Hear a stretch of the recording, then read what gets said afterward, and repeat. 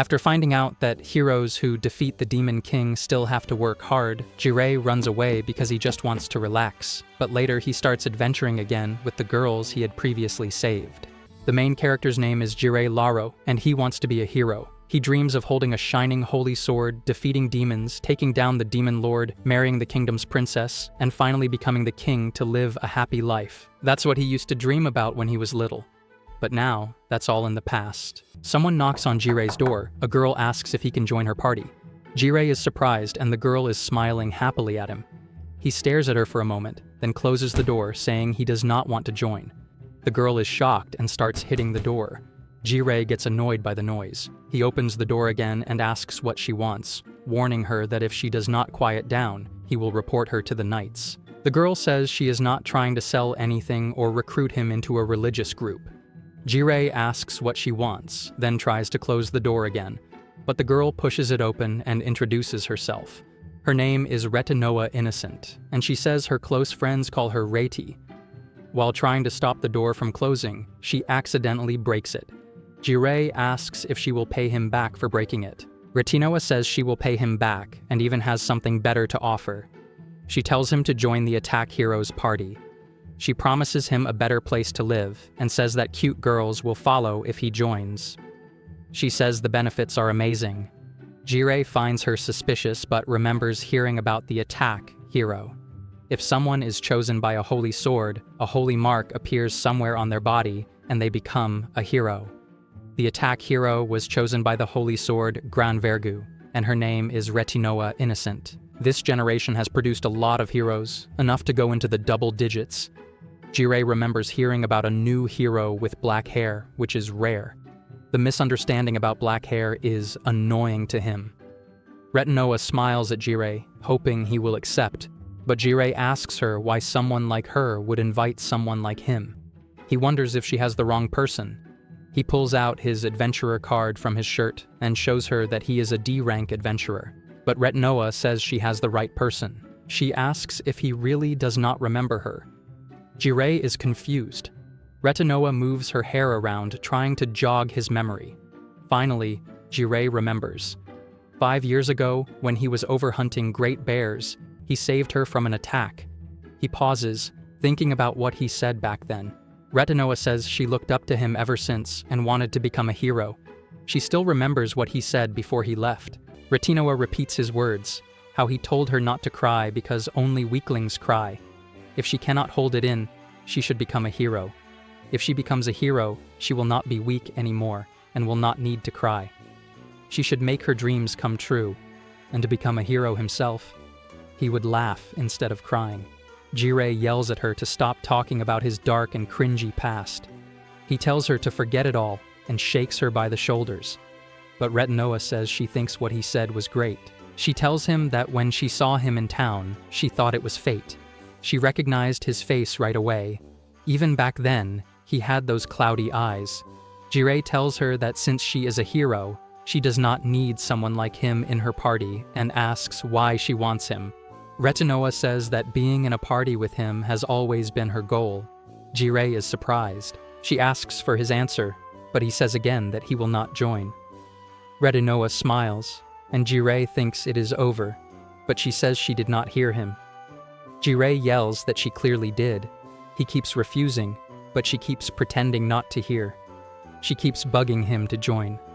After a long time, Jirei finally gives in and says yes. Retinoa gets happy, but Jirei says it will only be for a little while. She says 50 years is fine. Jirei asks if she knows what a little while means. He says he will join until her first achievement, and Retinoa agrees. She says he should stay in the party until the demon lord is defeated and the world is saved. She says she is happy to have him in the party. Jirei is shocked, but her face is so happy that he cannot say anything. He asks what the party is called. Retinoa says they should name it the Black-Haired Hero because Jirei has black hair. Jirei tells her he will leave an application form at the guild and asks if she can come another day. She agrees and leaves, saying she will come back soon. After she leaves, Jirei says it is time to run away. He thinks she must be joking about defeating the demon lord. He really did want to become a hero once. To do that, he drank a lot of bad-tasting potions to boost his magic power.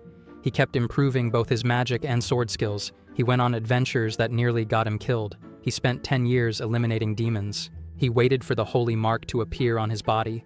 Once that happened, he would finally become a hero. He kept waiting. He never really admired heroes. He just wanted to become king and live a good life.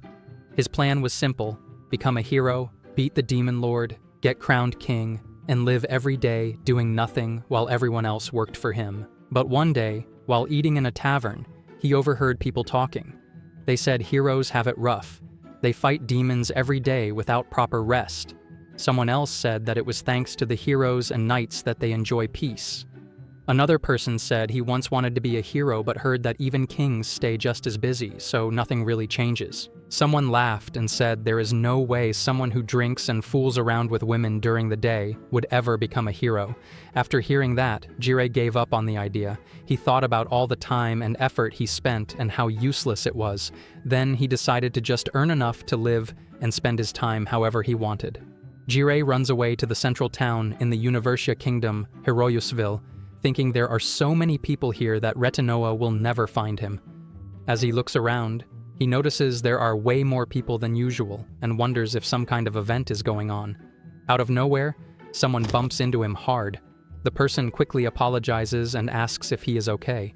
Jirei also apologizes, saying he was careless and probably walked into her by mistake. He notices her hair is white, which is rare, but then again, he has black hair, and that's not common either. She apologizes again and runs off. As she leaves, Jirei spots something on the ground that looks like a necklace with a gem in the center. He picks it up and decides he'll drop it off at the knight's office after he's done shopping. When he walks into a store, he hears people shouting and making a lot of noise. Someone yells that Princess Rafine has been spotted nearby. Jirei figures out that today must be the one day each month when the fourth princess of the country is allowed to walk around town. She seems really popular, but Jirei heads back to his room and decides that the princess has nothing to do with him. He lies down on his bed and thinks about how nice it feels. After a month of doing nothing, he checks his money bag and sees that it's empty. All he has left is 500 yen, which is really bad. He won't even have enough to pay for his room tonight. He decides to take on a request and heads to the Adventurer Guild. There, he finds a job escorting a client and protecting them from monsters and bandits. The reward is 250,000 yen, which seems like a great deal. He notices a carriage will be prepared for the trip and figures it'll take 5 days to reach Ital. After that, he can relax again.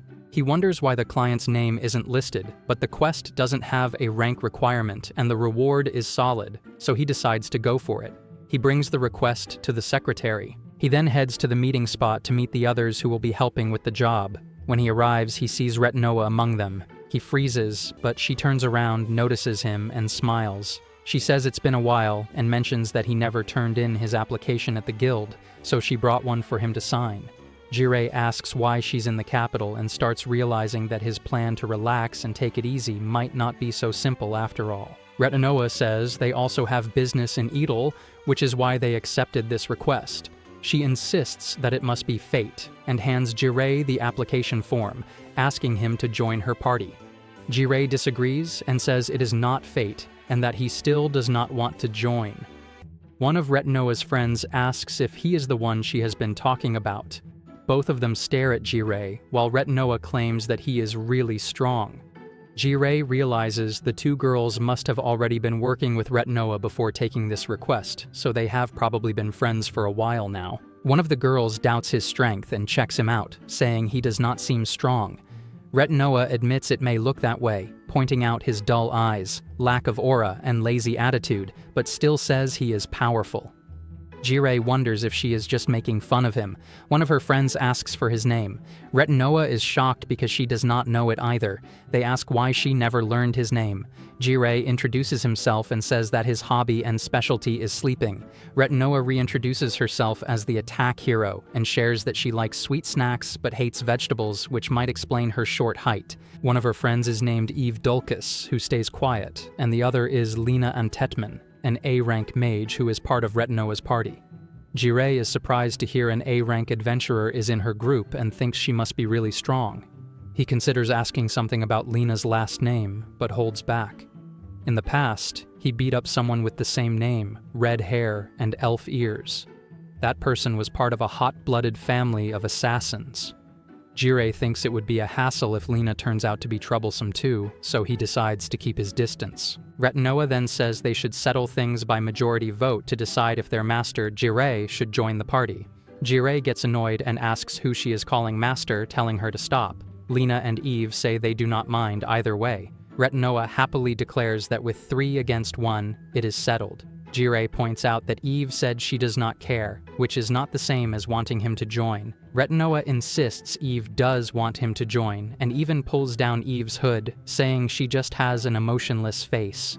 She says they should let Eve decide for real. Jirei is certain someone like Eve, who sees him as a D rank with gloomy eyes, would never want him to join.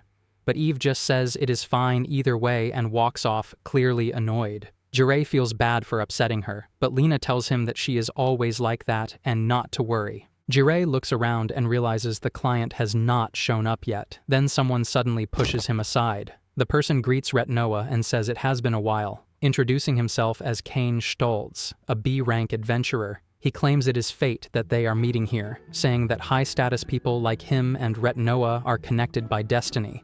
Jirei wonders if Kane knows Retinoa personally, but her face shows she has no clue who he is. Kane turns to Jirei and says he has been curious for a while now, asking why a D-rank adventurer like Jirei is here with them.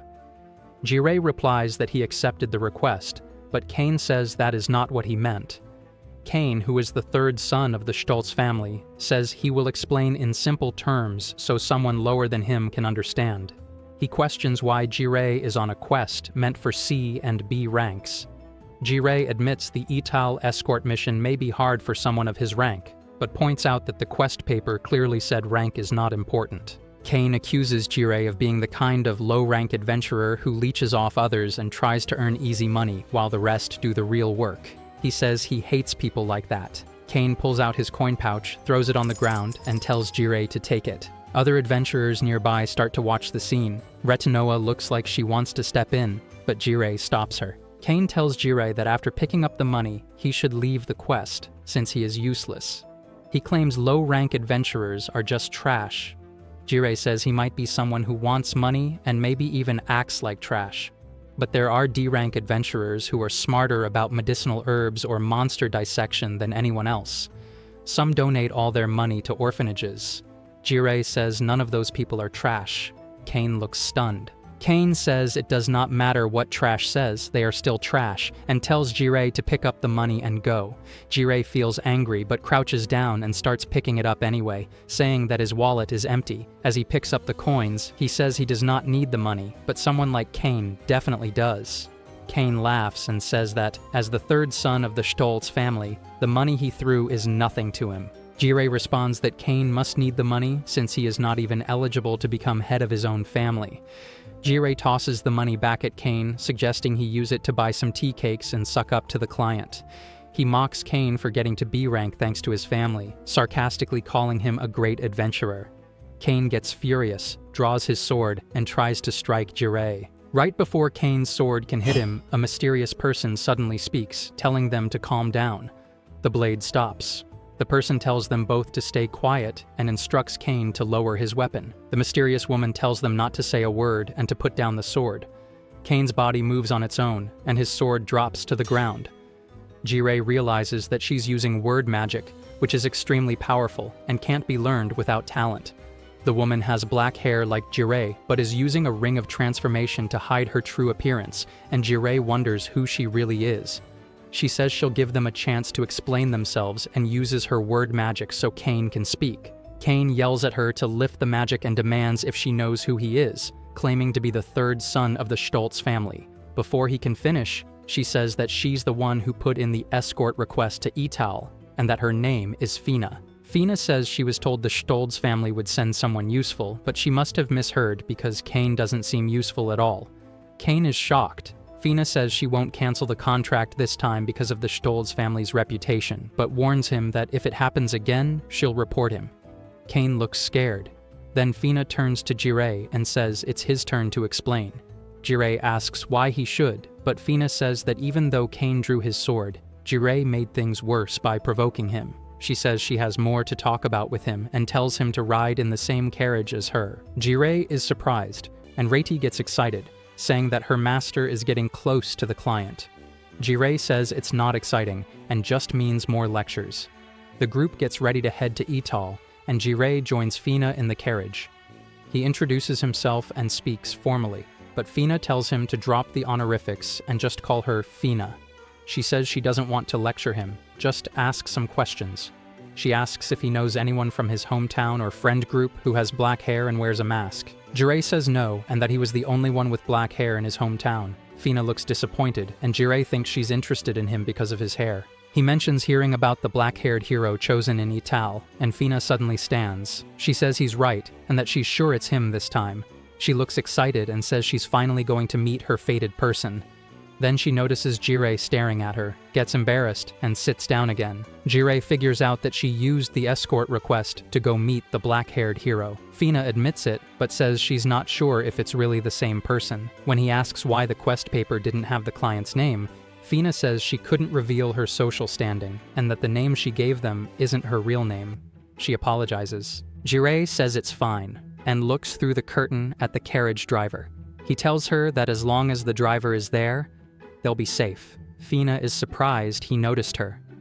Jirei says she's very skilled, and if she alone was enough for protection, then hiring adventurers means Fina didn't want the driver to fight because doing so would reveal her identity. Fina says he's right, but insists it's not that she doesn't trust him. She says she heard Jirei is a D-rank adventurer, but he doesn't act like one.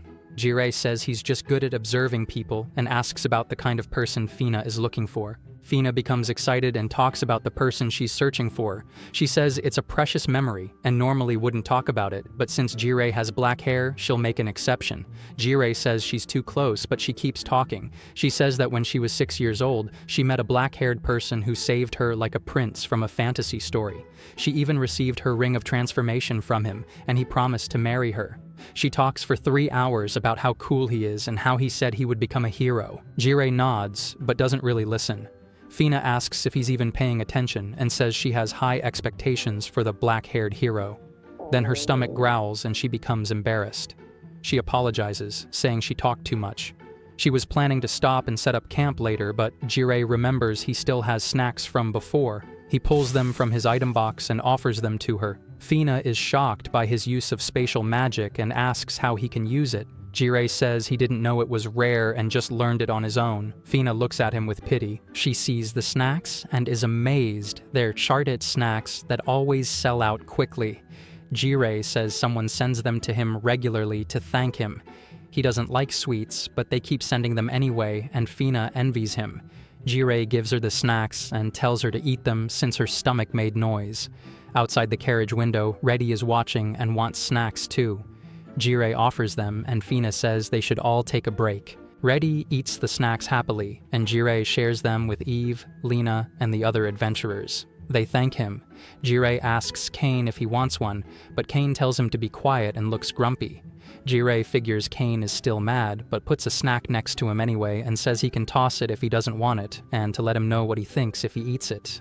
Kane wonders why Jirei is being nice to someone like him after everything and acts like he already forgave him. At night, while the party camps out, an adventurer named Wed wakes up Jirei and tells him it is time to switch shifts and keep watch. Jirei gets up, still feeling sleepy, and says he forgot he had the late night shift.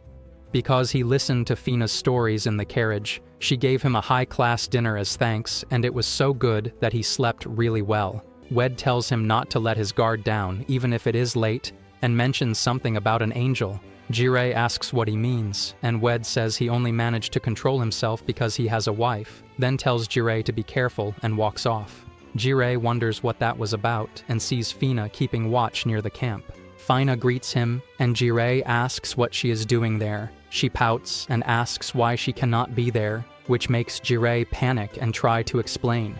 Fina laughs and says she wanted to try standing guard since she does not get to go outside much, and this is a good experience for her. She asks if it is okay. Jirei figures out Wed was talking about Fina and tells her that if monsters appear, things will get dangerous. Fina says she looks weak, but she is actually strong. Jirei says she can stay and thinks that going along with a client's idea is also part of being an adventurer, and he cannot say much because of his rank. He asks if her guard knows she is there. Fina freezes and says her guard is understanding, so she would not mind, but Jirei knows she snuck out without permission. Fina says he can leave the watch to her since he must be tired, and adds that there are no C rank or higher monsters out, so it should be fine.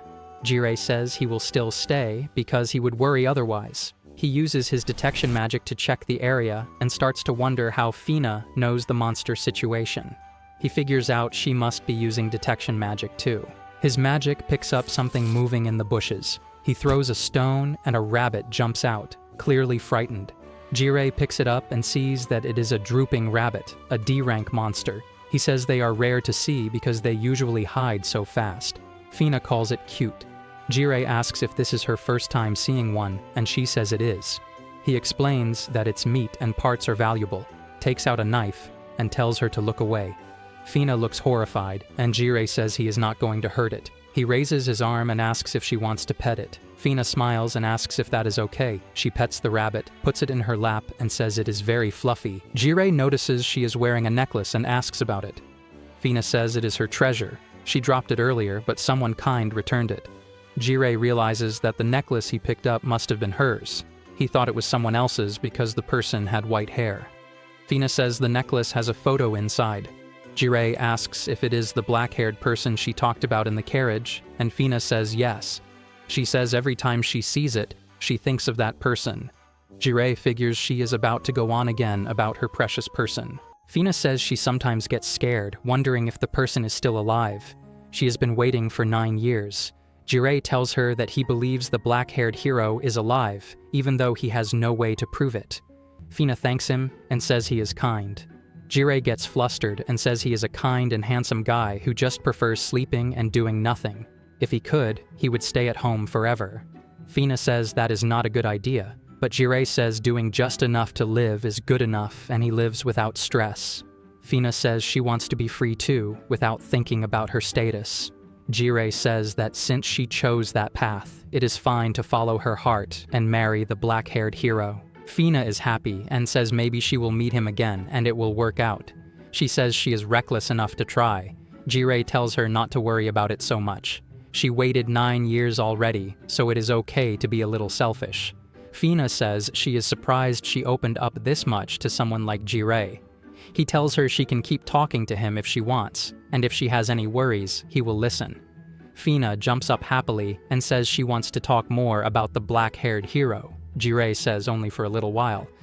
Several days pass after taking the request, and not much has happened. The other adventurers dealt with all the monsters, so Jirei has just been relaxing. After leaving the forest, they spot a village nearby and decide to rest there for the night. When they reach the village entrance, there are no guards. Fina thinks that is strange and says they should check inside. As they walk around, they do not see any villagers. Then an old man comes out of a building and asks if they are adventurers. Fina asks what happened and where everyone is. The old man says all the villagers were kidnapped. The old man explains what happened to the villagers. He says he was only staying in the village for a short while, and everything happened a few days ago. A group of monsters arrived alongside men wearing black masks. They took all the food, supplies, and valuable metals from the village, and then they kidnapped the villagers. The attackers got past the gate guards by threatening a merchant and hiding inside one of the merchant's cargo carts. The villagers could not call for help because their communication tool did not reach far enough, so contacting the neighboring country was impossible. Until the party arrived, no one was able to help. Wed guesses that the attackers might be bandit beast tamers. Eve gets upset hearing the story. Fina says that slavery was officially abolished in the Hurt continent a few years ago and wonders if something else is going on. Jirei confirms that slavery still exists on other continents. He says that especially in the Bestia continent, where beast folk still live, hatred toward humans is still strong because humans once invaded and took their land during a past war. Because of that, human slaves could be sold there for high prices. The reason the old man was not taken is because his legs no longer work, so the kidnappers probably thought he had no value. Jirei then asks Fina what she wants to do next. Fina seems confused by the question.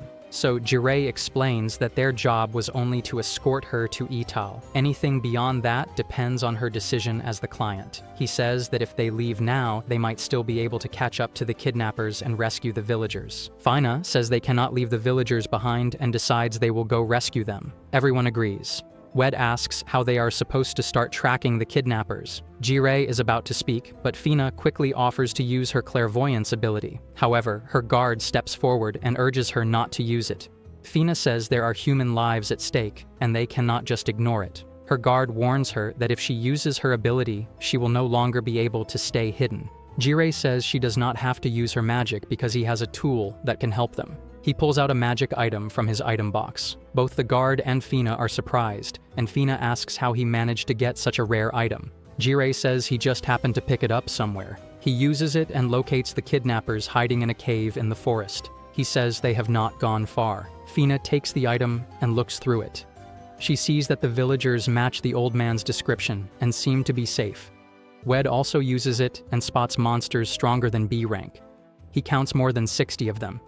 He says a direct assault will be tough and dangerous. Fina points out that the kidnappers might use the villagers as hostages, so a stealth rescue might be safer. Wed suggests creating a distraction to rescue the villagers. He says it will be hard to keep the kidnappers distracted for long, but a few minutes should be enough. Lena questions why they are avoiding a direct fight. She says if they let the kidnappers escape, they will just do this again, so they should wipe them out now. Everyone hesitates, unsure of what to do. Jirei asks why they are all acting confused. He says there is no need to overthink it. Since they have Retinoa, the attack hero, they can go with a head-on assault. Everyone suddenly remembers that Retinoa really is the attack hero, and not just someone who acts silly. Rady smiles, not understanding what is going on. At the cave entrance, the kidnappers are panicking and trying to flee. They cannot figure out why they are being attacked so suddenly. Lena uses flame magic to block their escape. Flames cover the area around them. Wed swings his weapon and strikes down several wolves. One of the kidnappers orders the wolves to attack Reddy, but she defeats them with a single swing of her sword and says it is way too easy. Jirei sits on top of the cave roof using gravitation magic. He watches the others fight and comments on how strong they are. As a D-rank adventurer, he was told to stay back and guard the area, which he does not mind since he never feels like fighting anyway. He notices that the kidnappers' masks have a skull design. He remembers seeing the same kind of mask in the past, when he saved someone as a kid. He starts to think about the past, but tells himself that it is odd to remember something like that now. Just to be safe, he uses his detection magic to scan the area. He checks on the group rescuing the villagers and sees that things are going well. He looks back toward the battlefield. Kane is fighting one of the wolves and does not notice a kidnapper sneaking up behind him. The attacker gets ready to strike, and Kane notices it too late. Before the knife reaches him, Jirei uses his marionette magic to freeze the kidnapper in place and forces him to stab himself instead. Kane is confused and wonders what just happened. As he gets distracted, the wolf lunges at him, but Kane quickly reacts and finishes it off. Jirei is impressed by Kane's reflexes. He expected Kane to be just a B rank on paper, but his movement is closer to a solid C rank. Still, Jirei wonders why Kane isn't using body-strengthening magic. It's one of the basics for any swordsman since it enhances both movement and swordsmanship. Without it, Kane's having a hard time with just one wolf. Jirei also realizes that Kane isn't using any detection magic either. He figures it might be because of Kane's school background. He's been through similar restrictions himself, especially during his training in binding techniques. Just then, Rady defeats the last of the wolves. Lena says it ended faster than she expected, and Wed adds that they should regroup with the rescue team now. Jirei watches Redy's group leave and stops using his gravitational magic. He walks deeper into the cave where the villagers were being held. The tunnel appears to be a dead end, but Jirei finds a hidden magic circle on the wall.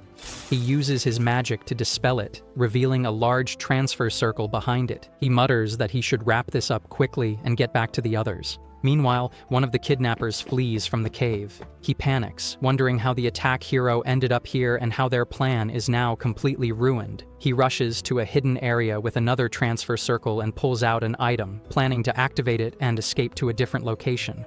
Before he can use it though, he's hit with Jirei's paralysis magic. He collapses and drops the item, which turns out to be a set of 10 subordination bells. Jirei walks over and picks them up, saying that the kidnapper sure has some nasty tools. With those bells, he could have easily controlled a huge number of monsters. Jirei looks around and sees wolves beginning to gather in the area. The kidnapper asks why Jirei is there, and Jirei answers that he followed him through the transfer circle in the cave. The kidnapper is shocked, saying he used concealment magic to hide it. Jirei mocks the poor quality of the magic, saying it was too sloppy to fool him. The kidnapper is stunned. He's a former A-rank magic adventurer, and only a handful of people should have been able to see through that spell. Jirei says he had been wondering how the kidnappers planned to transport the villagers across continents. Moving that many people past the border would be impossible. The only option would have been a large transfer magic circle. He confirms that this one leads to the Bestia continent and immediately destroys it. The kidnapper is horrified. Jirei not only discovered the circle, but analyzed, interfered, and dismantled it like it was nothing. Jirei pulls out the skull-marked mask he stored earlier and asks if the man is a survivor of the Skull Brigade. The kidnapper is shocked that he knows the name. Jirei realizes he guessed right. He thought he had wiped them all out years ago, but was clearly careless. As he prepares to leave, the kidnapper feels the paralysis magic wearing off and tries to escape. Jirei casually warns him not to move, but it's too late. The kidnapper screams in pain. Jirei explains that the paralysis he used carries poison, and if he moves, it spreads through his body, causing agony. He adds that the poison will finish him off in a few minutes, so trying to run is pointless. The kidnapper panics and begs Jirei to save him. Jirei asks if he swears to turn himself in to the knights and change his ways. The man desperately swears he will. Jirei places his hand on him, and the kidnapper smiles, thinking he's been forgiven. But Jirei grabs his hair roughly and glares at him. He tells him he decided long ago never to believe people like him again. Jirei asks if the kidnapper knows what happens to human slaves in the Bestia continent. They are tortured so badly that they wish they were never born. No one comes to help. No one cares. Jirei throws him to the ground and says he doesn't deserve any mercy. As Jirei walks away, the kidnapper throws one of the subordination bells at him in desperation. The surrounding monsters start rushing toward Jirei to attack. The kidnapper laughs and says he'll take Jirei down with him. But Jirei calmly uses word magic and commands the monsters to stop and move aside. The monsters immediately freeze and make a path for him. The kidnapper watches in disbelief as Jirei walks through them, smiling coldly and mutters that he must be the demon lord. Jirei uses word magic to make the monster move out of his way, then pulls a coat from his item box and puts it on. He says some cringy lines like, "Tonight the darkness is deep," and acts like a demon lord. But when he gets back to the base where the party is, he feels embarrassed about what he did. Wed asks him if something's wrong and if he's feeling sick, but Jirei just says he's fine. Wed walks off while munching on some meat, and Jirei thinks back on everything. A few hours earlier, he had chased a survivor from a human trafficking group, following him through a transfer magic circle the man had set up. After that, it had been a while since his cringy side, part of a long-time illness from childhood, woke up again. Jirei decides to forget about it and looks over at the party the villagers have thrown. They wanted to celebrate being rescued and show their appreciation, so they made a ton of food and planned to have fun. While eating some meat, Jirei notices Kane walking away from the party and wonders what's going on with him. He approaches Kane and asks if he's not eating, but Kane tells him to leave him alone. Jirei asks if he's not hungry, and Kane says he doesn't have the right to eat. Jirei wants to know what he means, and Kane says he couldn't do anything during the battle in the cave. The hero and other adventurers took down all the wolves, while he struggled with just one and got in their way. Jirei laughs and tells him not to worry because he was just house-sitting, while Kane at least joined the fight, which is more than he did.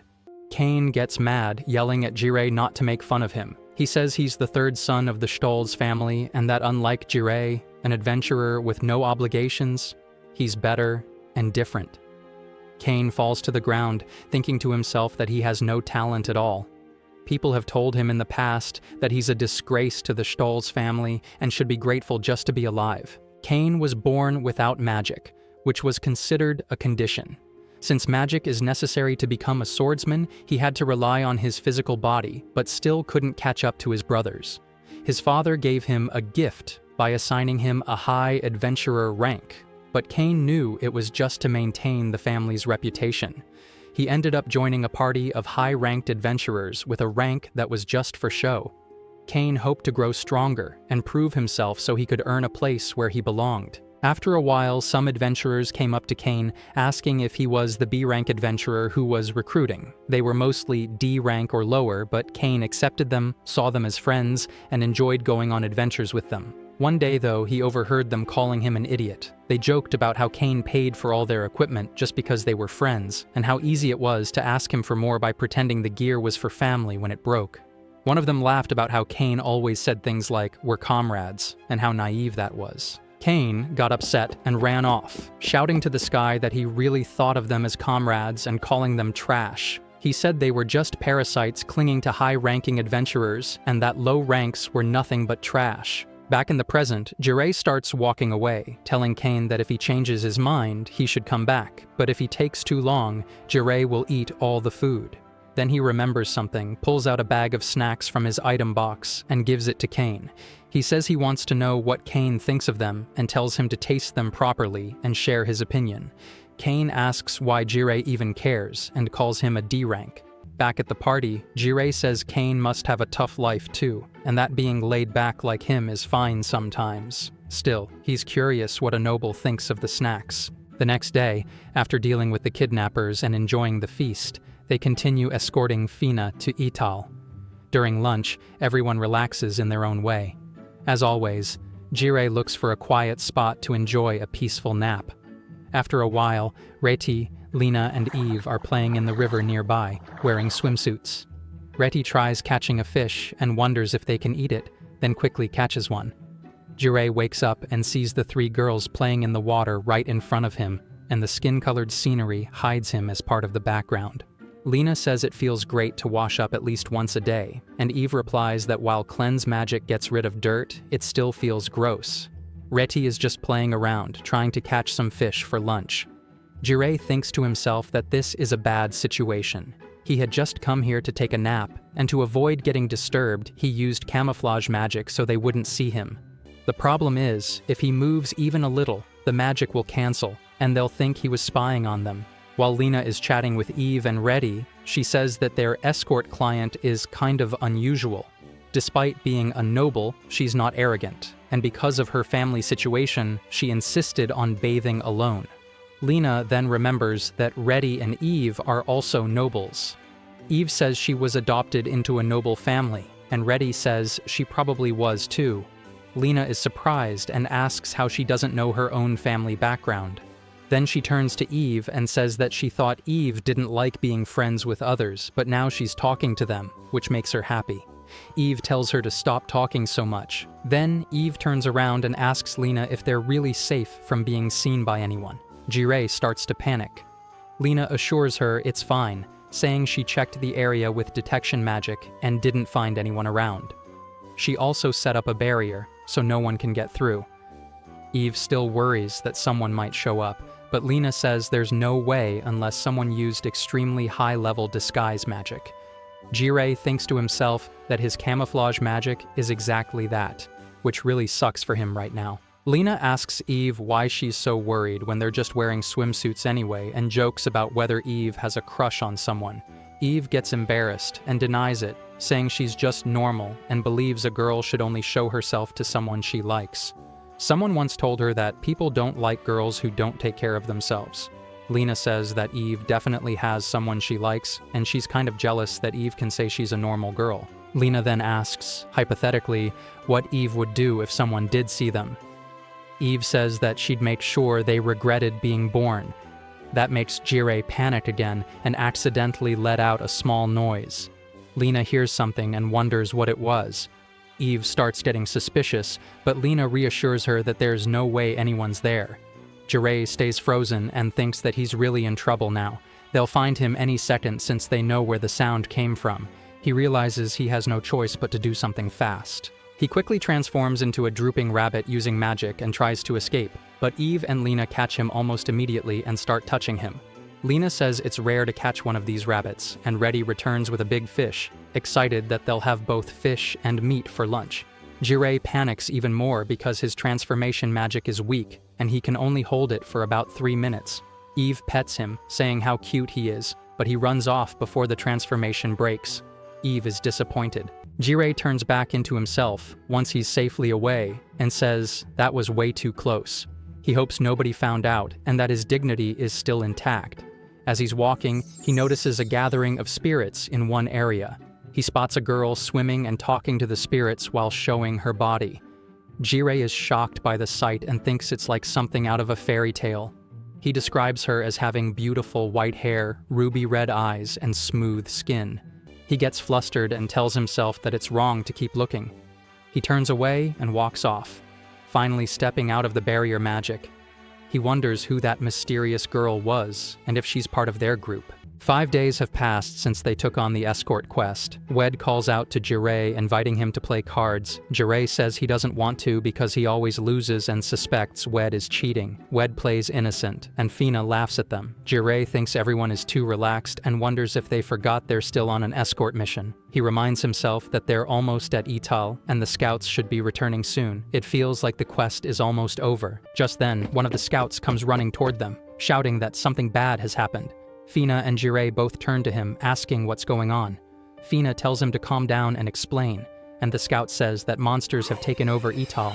The party moves closer to Ital to see what is going on, and they spot zombies, skeletons, and wraiths. Lena says she can sense undead energy coming from the entire city, and Jirei notices that the monsters aren't able to pass through the city's barrier. One of the party members says it would be hard to defeat all of the monsters and thinks that something like this couldn't have happened naturally. They wonder if the monsters used to be the people who lived in Ital. Eve agrees, saying it has to be the former residents because it's impossible to summon that many monsters, and it would take too much energy to keep casting that magic over and over again. Fina says it's all right and believes the black-haired hero must be hiding somewhere safe, but she doesn't look well. Lena questions how she can say something like that when the truth is right in front of them, and says no one could have survived something like this. Kane says they need to leave right away, and tells everyone to run.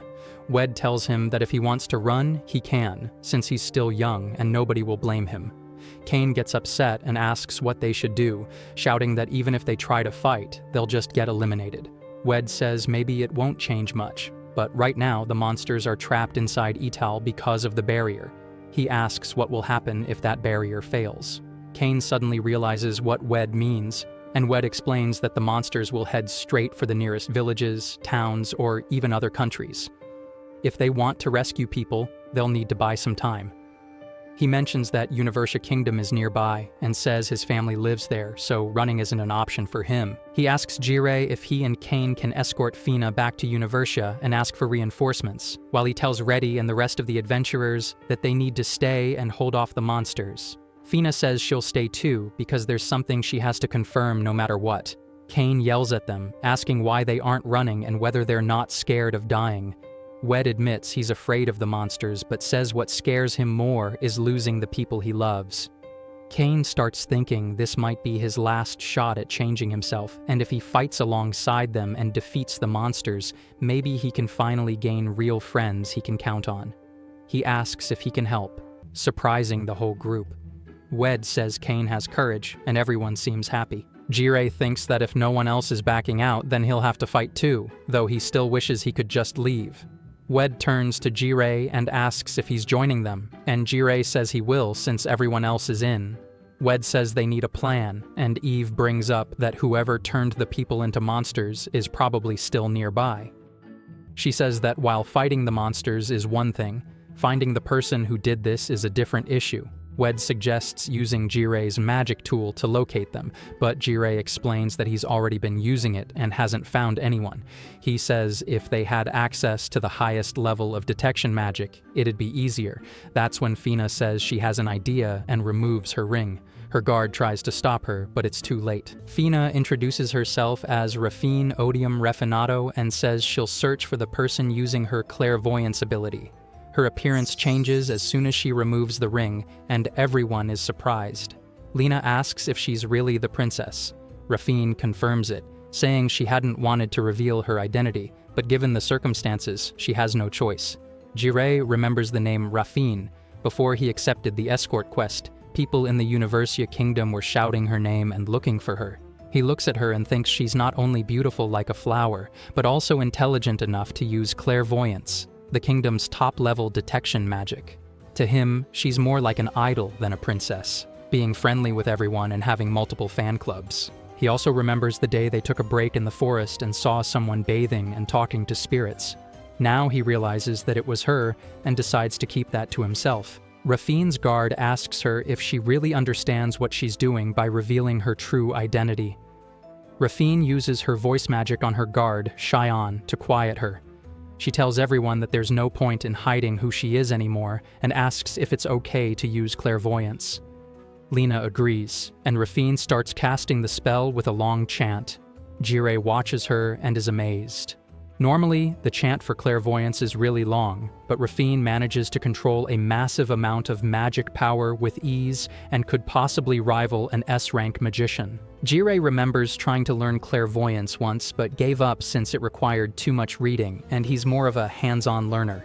Then he figures that since Rafine is right there, he might as well observe and try to imitate her.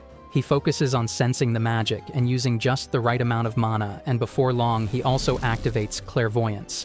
Right after that, he notices someone behind him and is confused, thinking there's no way he found someone that quickly. Since no one else has picked up on it, he realizes that Rafine's clairvoyance didn't detect the monster because its level is much higher than hers. The monster decides that it's time to strike the party.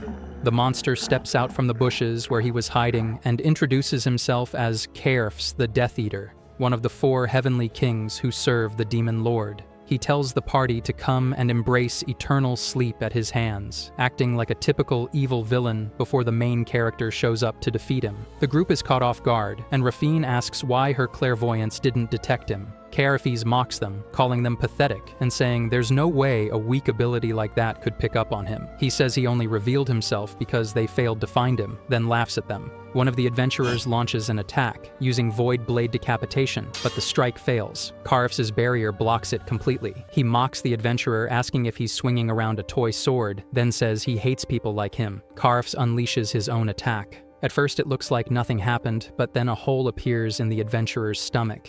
Jireh is shocked. Kaerfs calls them weak humans and tells them to stop defying someone who is clearly a higher being. Rafine quickly calls for recovery magic, and Eve responds, using High Heal to treat the wound.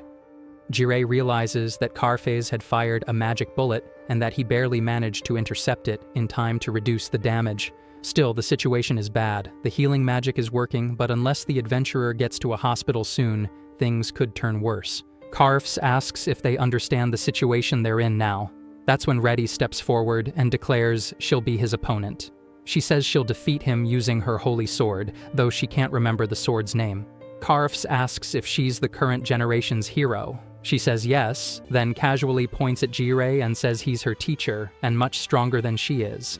Kaerfs doesn't believe it. He says the fun's over and it's time to stop playing around, especially since someone's trying to buy time. He calls out Lenny, saying she's been gathering mana and asks if she thought he wouldn't notice. Lenny is startled. Kaerfs says he needs to report back to the Demon Lord and doesn't have time to waste. He declares that the Demon Lord will be pleased with him for wiping out Ital and says that the black-haired hero is already dead and that he's taken the entire city. Rafine is shocked and asks if he's lying. She insists that the black-haired hero must still be alive. Kaerfs denies it and tells them to look at a nearby building. They all turn to see the black-haired hero slumped in a chair, motionless. Rafine is horrified. Kaerfs says the hero was weak, that even with divine protection, he was just another bug.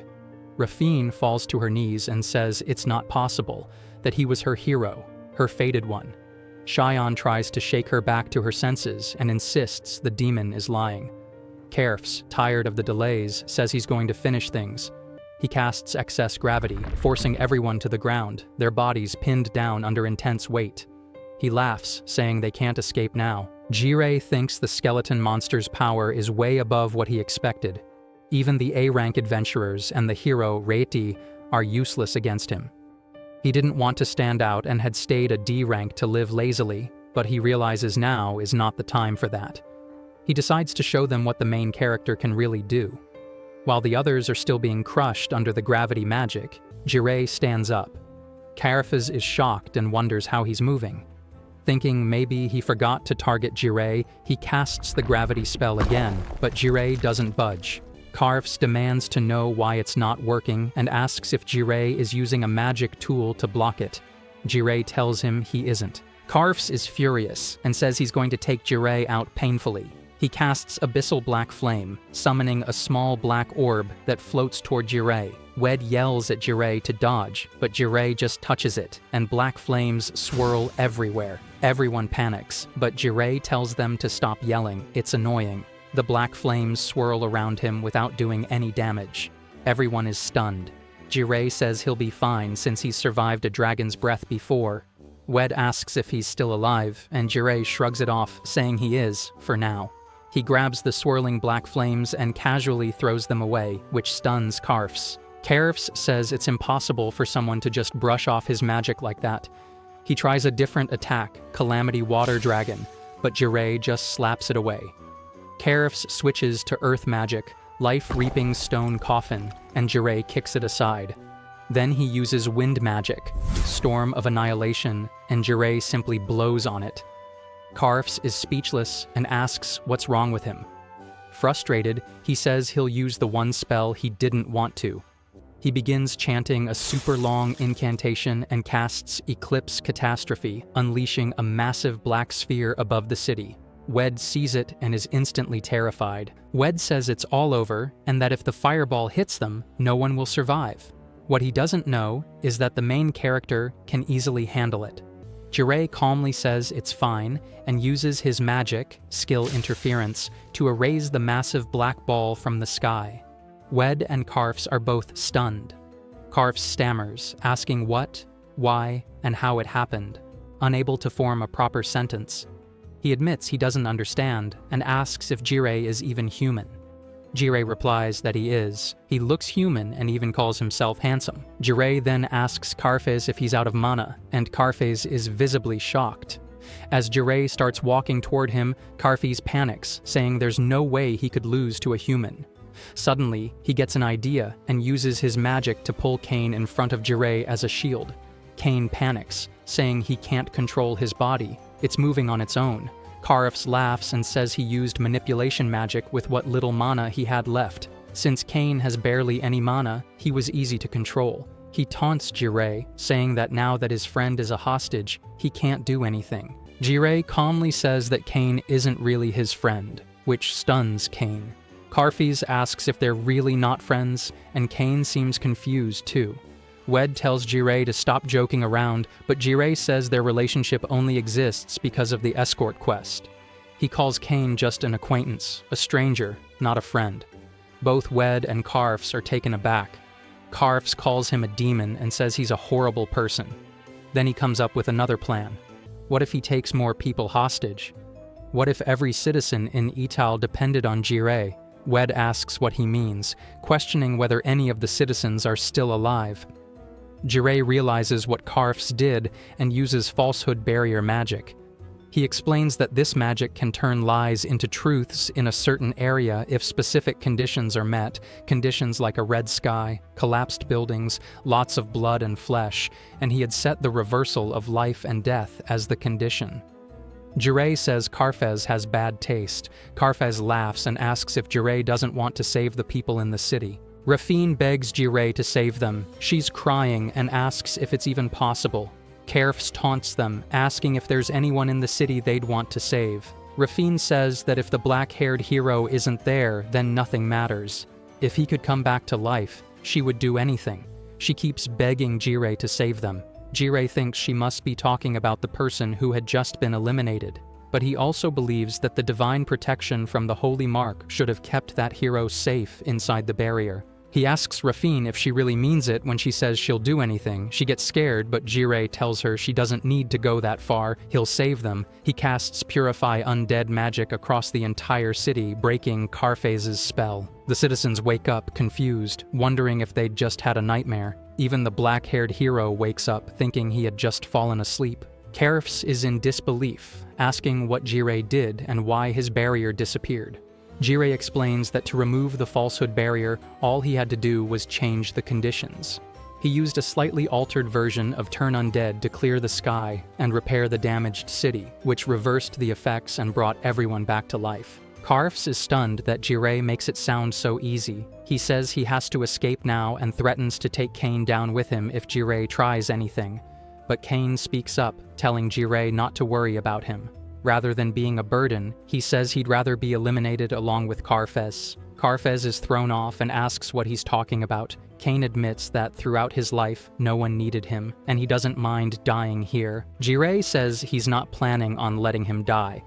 While it's true that Kane is selfish and only thinks of himself, Jirei says he still needs him. Then he uses an overpowered magic spell, saying he won't let Kane be eliminated. In one strike, he takes down Karfes. The monster disappears, and with that, the gravity spell on the party fades. They can finally move again. Jirei casually says that it's Raffinelli over, and Wed runs up and hugs him. He tells Jirei he's insanely strong and asks why he's still at D rank. He really thought they were done for. Rafine, watching it all, realizes that even if the monster had been weakened, Jirei still destroyed its protective barrier and defeated it in a single attack. She thinks he must be extremely powerful. Reddy proudly calls him her master. Jirei tells everyone to give him some space. He wonders if it would have been better to just walk away instead of fighting, then calls them all annoying. Still, he laughs, saying it felt kind of good to do it. Suddenly, though, he senses a strong aura nearby. It's not aimed at him. He looks around to find the target and sees a ball of magic flying toward Rafine. Jirei rushes over and pushes her to the ground just in time to save her. He realizes the attack came from one of the party members. He wonders if it was Lena, who shares the same last name as a known family of assassins. He questions why she would target Rafine. Before he can say or do anything else, he checks on Rafine, asking if she's okay. She says she is and asks if he's hurt. Jirei notices his clothes got burned while shielding her. He takes off his shirt to grab a new one. Rafine gets flustered but notices a scar on his chest. She suddenly realizes that Jirei might be someone she met in the past. The story shifts to 9 years in the past, when Rafine was still a child. She's playing tag with some of the palace maids and taps one of them, telling her she's it now. She dashes off, laughing, while the maid complains that the plates she was carrying are now all broken. Back then, Rafine behaved like any childish girl, often causing trouble around the royal palace. Her father, King Pilar Odium Refinado, adored her, and no matter what mischief she caused, she was never punished. But there was a reason behind her constant pranks. Rafine once approached her older sister and asked if she wanted to play, but her sister dismissed her coldly, calling her dirty blood. Another sister said that she would never play with an unofficial child like Rafine, warning that even being near her would make her dirty. Alone in her room, Rafine played with her stuffed bear and wondered why none of her sisters wanted to be with her. Her father was always too busy, and she cried, asking herself if she had done something wrong. She was always by herself and wanted someone to notice her. Because she was so lonely, she began playing pranks just to get attention. Over time, she developed a habit of sneaking out of the royal castle and heading into the forest nearby, where she had built her own secret base. One day, she used voice magic to command a maid to stop in her tracks, then made her way into the forest again. Excited, she proudly declared that she'd successfully escaped the castle once more. But near her base, she spotted a boy doing exercises and wondered who he was. He had black hair and wore a strange mask. The boy sensed someone nearby and warned them to show themselves, threatening to come over if they didn't. Rafine, scared, didn't answer, so the boy ran toward her and soon realized it was just a little girl. He told her this wasn't a place for a child, and she should go home before her parents got worried. Rafine argued that this was her place and told the boy to leave. He said it wasn't like she owned the land, so why should he? She insisted that it was her secret base and tried to use voice magic to make him leave, but it didn't work. Surprised, the boy asked if she'd done something to him. Rafine was confused as to why her magic hadn't worked, and the boy, thinking maybe he'd been too harsh, apologized. When Rafine began to cry, he told her not to cry and offered to tell her a story. Her tears stopped, and the boy shared several tales, ones more exciting than anything she'd ever heard at the palace. Rafine was captivated. When he finished, he asked if she'd stopped crying, but Rafine replied that she was still crying and asked him to tell her more. He said that was enough for the day and that it was getting late, so she should go home. Smiling, Rafine promised to see him again tomorrow. From that day on, she visited the forest every day, and the boy always had a story to share. Out of all of them, her favorite was the one where a hero defeats the demon lord, saves the world, and marries a princess. Rafine asked if she could become a princess like the one in the story, but the boy said she definitely couldn't. Offended, she asked why, and he said it was because the princess in the story spoke politely, unlike her. Annoyed, Rafine adjusted her tone and tried to speak more formally, which made the boy laugh. She wanted things to stay like this forever, but one day, everything changed. When Rafine arrived at her secret base like usual, she was suddenly ambushed by a group of kidnappers. They handed money to someone who had given them information about her and assumed she must be from a noble family. They planned to ask for a ransom or sell her for even more money. Scared, Rafine shouted at them and used voice magic to stop one of the men from moving. It worked briefly, and she tried to run away, but another one struck her from behind. Dazed and in pain, Rafine realized she couldn't control that many people at once. The leader of the group said he had changed his mind about letting her go and would sell her instead.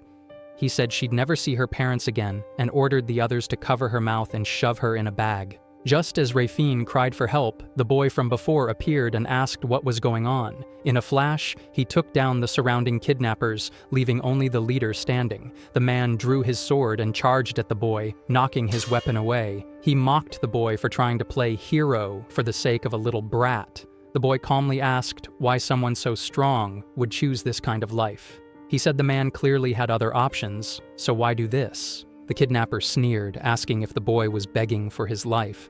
The boy denied it and said he just didn't understand why someone with the power to live honestly would choose to hurt others and steal from the weak. The man replied that he did it because it was fun. He said living a normal life was boring and that the strong should do whatever they want. To him, life was about crushing the weak. He attacked again, but the boy stopped the sword with his bare hand. The man was stunned. The boy said he understood what kind of person he was now. Then he broke the sword with his hand and grabbed the man by the neck. The man cursed at him, but the boy calmly told him to swear that he'd surrender to the chivalric order and regret what he'd done. If he did, the boy promised to spare him. The man quickly agreed and begged for forgiveness, swearing he'd live a proper life. He admitted that he had been a terrible person, willing to hurt and rob others without remorse. As the boy turned around, he noticed that the kidnappers' gang had gotten back up and were stepping on the bag where Rafine was trapped. One of the thugs groans, saying his nose is broken, then cruelly steps on the bag Rafine is trapped in, making her cry out in pain. The main thug warns the boy not to move, or else they'll eliminate the girl. He mocks the boy, saying that even if he's strong, he's still just a child. Laughing, he accuses the boy of fighting without the courage to eliminate anyone. The boy calmly asks if he was lying earlier when he said he'd regret what he had done. The thug sneers, admitting he would never make a promise like that. He demands the boy release his body reinforcement magic or they'll eliminate the girl. The boy silently complies, and as soon as the reinforcement is removed, the thug punches him. The other thugs pile on and beat him as well. The leader tells them to stop, saying the boy is strong, and it's a shame that he has to eliminate him. He makes him an offer, join the Skull Brigade as his right-hand man. The boy flatly refuses, so the thug strikes him again. The boy then casts healing magic on himself, but the thug threatens to finish off the girl if he moves again. The boy, however, says it's no longer a problem. Looking around, the thug suddenly realizes that all of his men have been taken down, each with knives embedded in them. Panicked, he demands to know what the boy did. The boy tells him that at first he thought defeating monsters would be enough to become a hero, but now he understands that there's more to it. He thanks the thug for helping him realize this, and says he hates people like him, and the reason is obvious. In desperation, the thug draws a knife and charges, but suddenly he can't move. The boy explains that he used marionette magic, which only works on people with low magic resistance. Then, with a final blow, he eliminates the thug and rushes over to Rafine. He takes her out of the bag, heals her, and asks if she's okay. Rafine thanks him, looking around in shock. The boy gently covers her eyes and tells her not to worry about what happened to the thugs. He explains that they were a well-known bandit group in the area. Rafine asks why he saved her, and he replies that heroes are supposed to save people. Blushing, Rafine stares at him, and the boy, thinking she might be sick, offers to carry her close to the castle. She asks if he's a hero, and he says that he's going to become one. He has a dream. Rafine tells him she'll cheer for him and realizes she likes him. A few months later, Rafine heads to the secret base again, but this time she finds the boy wounded, his chest covered in scratches. Panicking, she rushes back to the castle to get help, but healing magic does not work. Something is preventing it. She prays desperately, and eventually, the boy recovers. She asks if he's okay now and tells him she wants to play again the next day, but the boy shakes his head and tells her he won't be coming back. When she asks why, he tells her that he has to go. He's headed into an important battle. Rafine begs to come with him, but he says she'd only get in the way. Instead, he gives her a magical item, the Ring of Transformation. He tells her he's going to win and wants her to wait for him with the ring. Rafine wonders if this is a proposal, just like in the stories he told her, and assumes he's going off to fight the Demon Lord. She promises she'll wait for him forever. Rafine believes the boy was trying to live out the story of the hero who defeats the Demon Lord and marries the princess.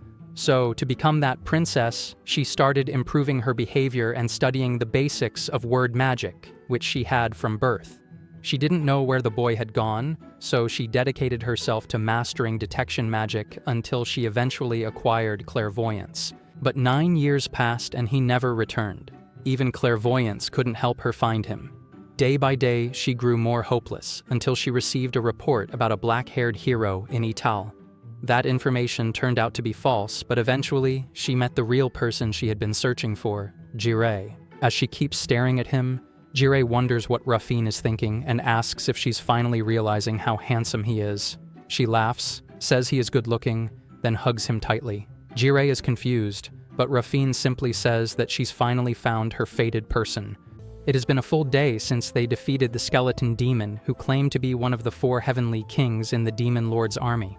The party member who had accepted the quest also survived and is now recovering at a medical facility. When Jireh used his magic to solve the undead crisis in Ital, he also altered the memories of the people living there, so none of them remember what happened. The black-haired hero was later thrown in jail for faking the hero's mark. Although peace returned to Ital, Jireh was now facing a very different kind of problem. Rafine sat on his bed in only her undergarments, telling him that they would have their wedding in the grandest ceremony hall in the kingdom. She declared that from now on they would be together and asked how many children they should have, insisting they needed many to raise a successor for the kingdom. The other party members had already bombarded him with questions earlier, so Jireh had quickly left their company. He was sure he had gone to sleep alone in his room the night before, so he was completely stunned. He shouted at Rafine, demanding to know how she got into his bed and telling her to put some clothes on. He asked why she was following him around and reminded her that she had been searching for a black-haired hero. Rafine insisted they were fated to marry.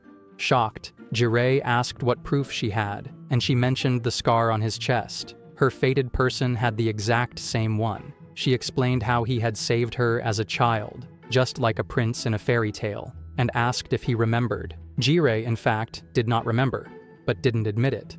Rafine described the black-haired hero she used to play with in vivid detail. Back then, Jireh had been training heat sense and presence sense, wearing a mask that prevented him from seeing clearly. He had believed that saving people would help him awaken the holy mark, so he rescued many, but never remembered them all. When Rafine mentioned the ring he gave her before supposedly going off to battle the Demon Lord, Jireh silently recalled he had only gone to a magical item auction that day and hadn't even gotten what he wanted. He saved Rafine for his own ambition, not for love. She had simply misunderstood everything. As Jireh stared at her, Rafine became flustered and told him to stop staring. Jireh asked her to back off and to stop speaking so formally. She apologized and instead called him dear, her eyes glowing with intensity, definitely a red flag. Jireh panicked and told her that if he never made a marriage promise and if he saved her for selfish reasons, what would she do? She said she wouldn't want to live anymore. A world without Jireh would be meaningless. At that point, Jireh realized this girl was dangerous. She told him not to look at or be attracted to anyone else. Jireh knew that if he married her, he'd be stuck with a royal life he didn't want. He asked her for a favor, which made her excited, saying she would do anything. He asked for the transformation ring he had given her back. Rafine was confused. Wasn't that their engagement ring? Jireh muttered to himself that he never meant it that way. Feeling backed into a corner, he gently pushed her onto the bed, saying that they'd always be together so the ring wasn't needed anymore. He grabbed her hand to take it off. Rafine, deeply embarrassed, agreed. After getting the ring, Jireh said he needed to use the restroom. Rafine offered to go with him, but he declined, saying that was weird. She responded that they should bear everything to each other now. Jireh insisted they take things slowly. Rafine agreed, saying that they'd be together from now on. Jireh left, quickly closed the door, and ran. Now was the time to escape. He used the ring to change his hair color and tried to figure out where to go. He considered visiting Shar and thought about how he never asked the nobles and party members what they thought of her snacks. Meanwhile, at the Adventurers Guild, a worker was speaking with Kane, calling his name. Kane apologized and said he was lost in thought. The worker asked if he was sure about his decision. Kane confirmed, saying it was a good thing. She was surprised Kane had requested to be demoted from B rank to D rank, something unheard of. She reminded him that his sword ability qualified him for at least C rank, but Kane insisted. He had recently retaken the entry exam and fought a C-rank knight in a mock battle, and he won. Until then, he'd only compared himself to his brothers from the Imperial Guard who always took on high-rank missions. Winning made him realize his own strength, and since he was starting fresh, D rank seemed right. Kane was happy. He now shared the same rank as Jireh. Though he couldn't be Jireh's companion just yet, he hoped to become someone useful to him one day. A voice called for him to hurry. The carriage was leaving. These were now his new party members. After the Ital quest, he had apologized around the guild for causing trouble. When he bowed and asked to join a party again, they accepted. The guild worker pointed out that he left out his family name. He was part of the Stoltz family. Kane told her to leave it that way. He was just Kane now. His new life was beginning. At the Demon Lord's castle, a voice complained about someone being late. Kerfs, the skeleton demon from Ital, burst into tears and ran to the demon lord, Luna. Luna asked why she looked like that and told her not to enter her room in that form. Kerfs quickly transformed into her female appearance, explaining that her livestock was almost depleted and it took a long time to regenerate. Luna asked what happened with the black-haired hero and reminded Karfs to buy sweets from Ital. Karfs instead suggested turning the whole city into an undead city as an offering to the demon lord. Luna was horrified. This was the worst outcome. Karfs, misunderstanding her reaction, thought Luna was impressed. Luna wept, lamenting that the hero was fake and she only wanted some candy. She wondered why she was even a demon lord. Karfs then showed her a magic ball projection of Jireh. Luna screamed in terror. She remembered him, a devil-like man who had chased her for 3 days and nights before she became the demon lord. She feared him deeply. Wanting nothing more than to live in peace, Luna decided she would give up on being a demon lord and go on a snack-eating tour. Elsewhere, Lena was in the forest and had finally tracked down Jireh. She admired his strength, convinced that no matter how many times she fought him, he wouldn't break. Laughing like a maniac, she said that the closer she comes to passing away, the more thrilling the battle. Initially, she had taken the escort quest to eliminate Rafine, but now she wanted to eliminate Jireh. She knew she wasn't strong enough yet and would need help. She began searching for someone's location. Jireh, meanwhile, finally arrived in the sorcery kingdom of Magicusmaya, just as Kane, Lena, and even Luna were heading there as well. Jireh's day starts the usual way, with him trying to go back to sleep. Honestly, he wishes every day could be like this. Even though he has been through a lot lately, like getting dragged into the hero's party or being proposed to by a princess, this moment when he can forget everything feels like the best. He shouts out that being lazy is the best. Suddenly, an elf woman pulls the blanket off him and tells him it's time to get up. Things were going too well, and Jireh thinks to himself that so much has happened recently that he never really got any decent rest. He was planning to relax in a cabin outside of town, but Reddy, the hero with the attack mark, showed up and for some reason invited him into her party.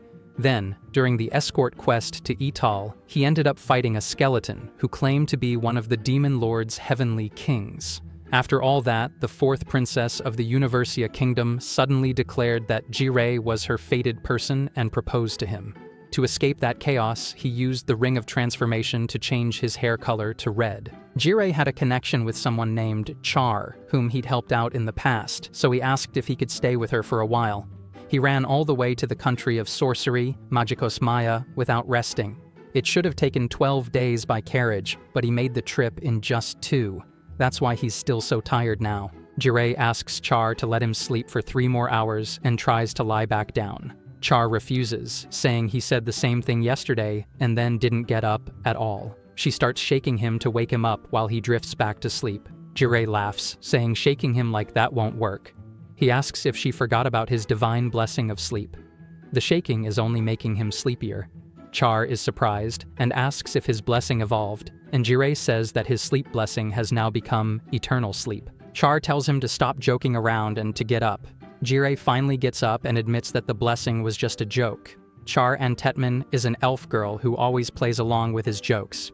Even though she looks like a young girl, she's actually over 500 years old. She might seem weak, but she was once a powerful assassin. When he met her, he was still training to become a hero, but he hunted too much and ended up damaging the ecosystem, which got him marked for assassination. Her assassination attempt had failed, and when Jiraiya was about to eliminate her, she suddenly started crying, saying she never wanted to be an assassin in the first place.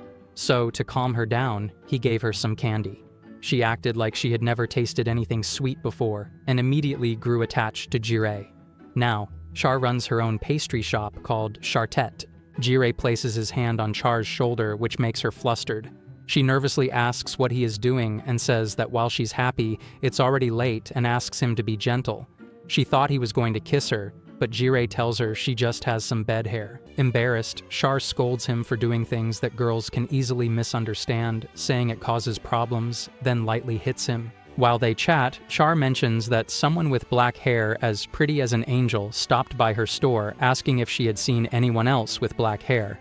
She says she denied it. Jiraiya wonders if it was Rafine, but her hair is white, and she doesn't know he's at Char's place, so it must be someone else. Char lights up, excitedly telling him that her new product is a huge success and thanks him for giving her his opinion on it. Jiraiya brushes it off and says he didn't do much, it was all her, but doesn't tell her that he actually just read about the idea in a book. Char tells him it's fine if he stays with her forever, saying he doesn't need to work at all and she'll handle everything. Jiraiya declines, saying that would make him just a bum and he'd feel bad.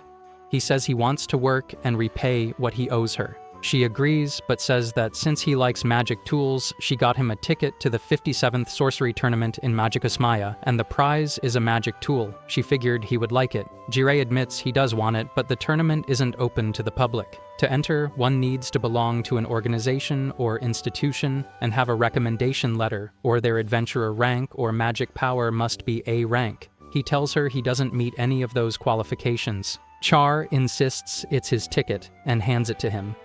He looks at it and sees his name printed on it. He's shocked that the issuing institution is the Royal Magic Academy and wonders when he became a professor there. Just as he's trying to figure it out, someone speaks up behind him, saying they'll explain everything now. Jiraiya turns and sees a cat monster, who greets him, saying it's been a while. The cat, who is a fairy kin named Cat Sith, and the principal of the Royal Magic Academy, introduces himself as Aldi Audas. Jiraiya asks what Aldi is doing there, and Aldi says he was invited as a guest. Jiraiya turns to Char and asks if it's true, and she confirms she asked Aldi to write the recommendation letter. Jiraiya, clearly shocked, grabs Aldi and tells Char to give them a minute, then closes the door. He demands to know what's going on and why Aldi wrote a recommendation letter for him.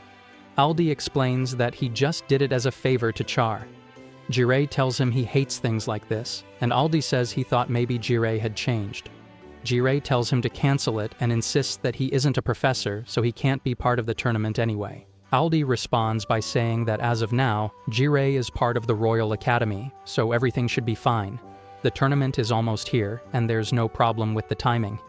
Jiraiya presses him for the real reason, and Aldi says that if Jiraiya ever agreed to stay at the academy for life, they could research his magic power in depth. He looks visibly excited, but Jiraiya rejects the idea, saying he's not interested. Jiraiya says he'll go back and tell Char he's not entering the tournament. Aldi tries to stop him, saying it's just for a short while. Jiraiya remembers the first time he met Aldi, which was 4 years ago when he first arrived in Mangacap. During one of his monster hunting trips, he rescued Aldi from an S-rank magical beast. After that, Aldi was amazed by Jirei's magic and begged him to become a professor at the academy. Jirei kept refusing, so they compromised. He became a research assistant. In the beginning, it was easy, just measuring magical power, but eventually, Aldi started asking for hair and nail samples, which crossed a line for Jirei.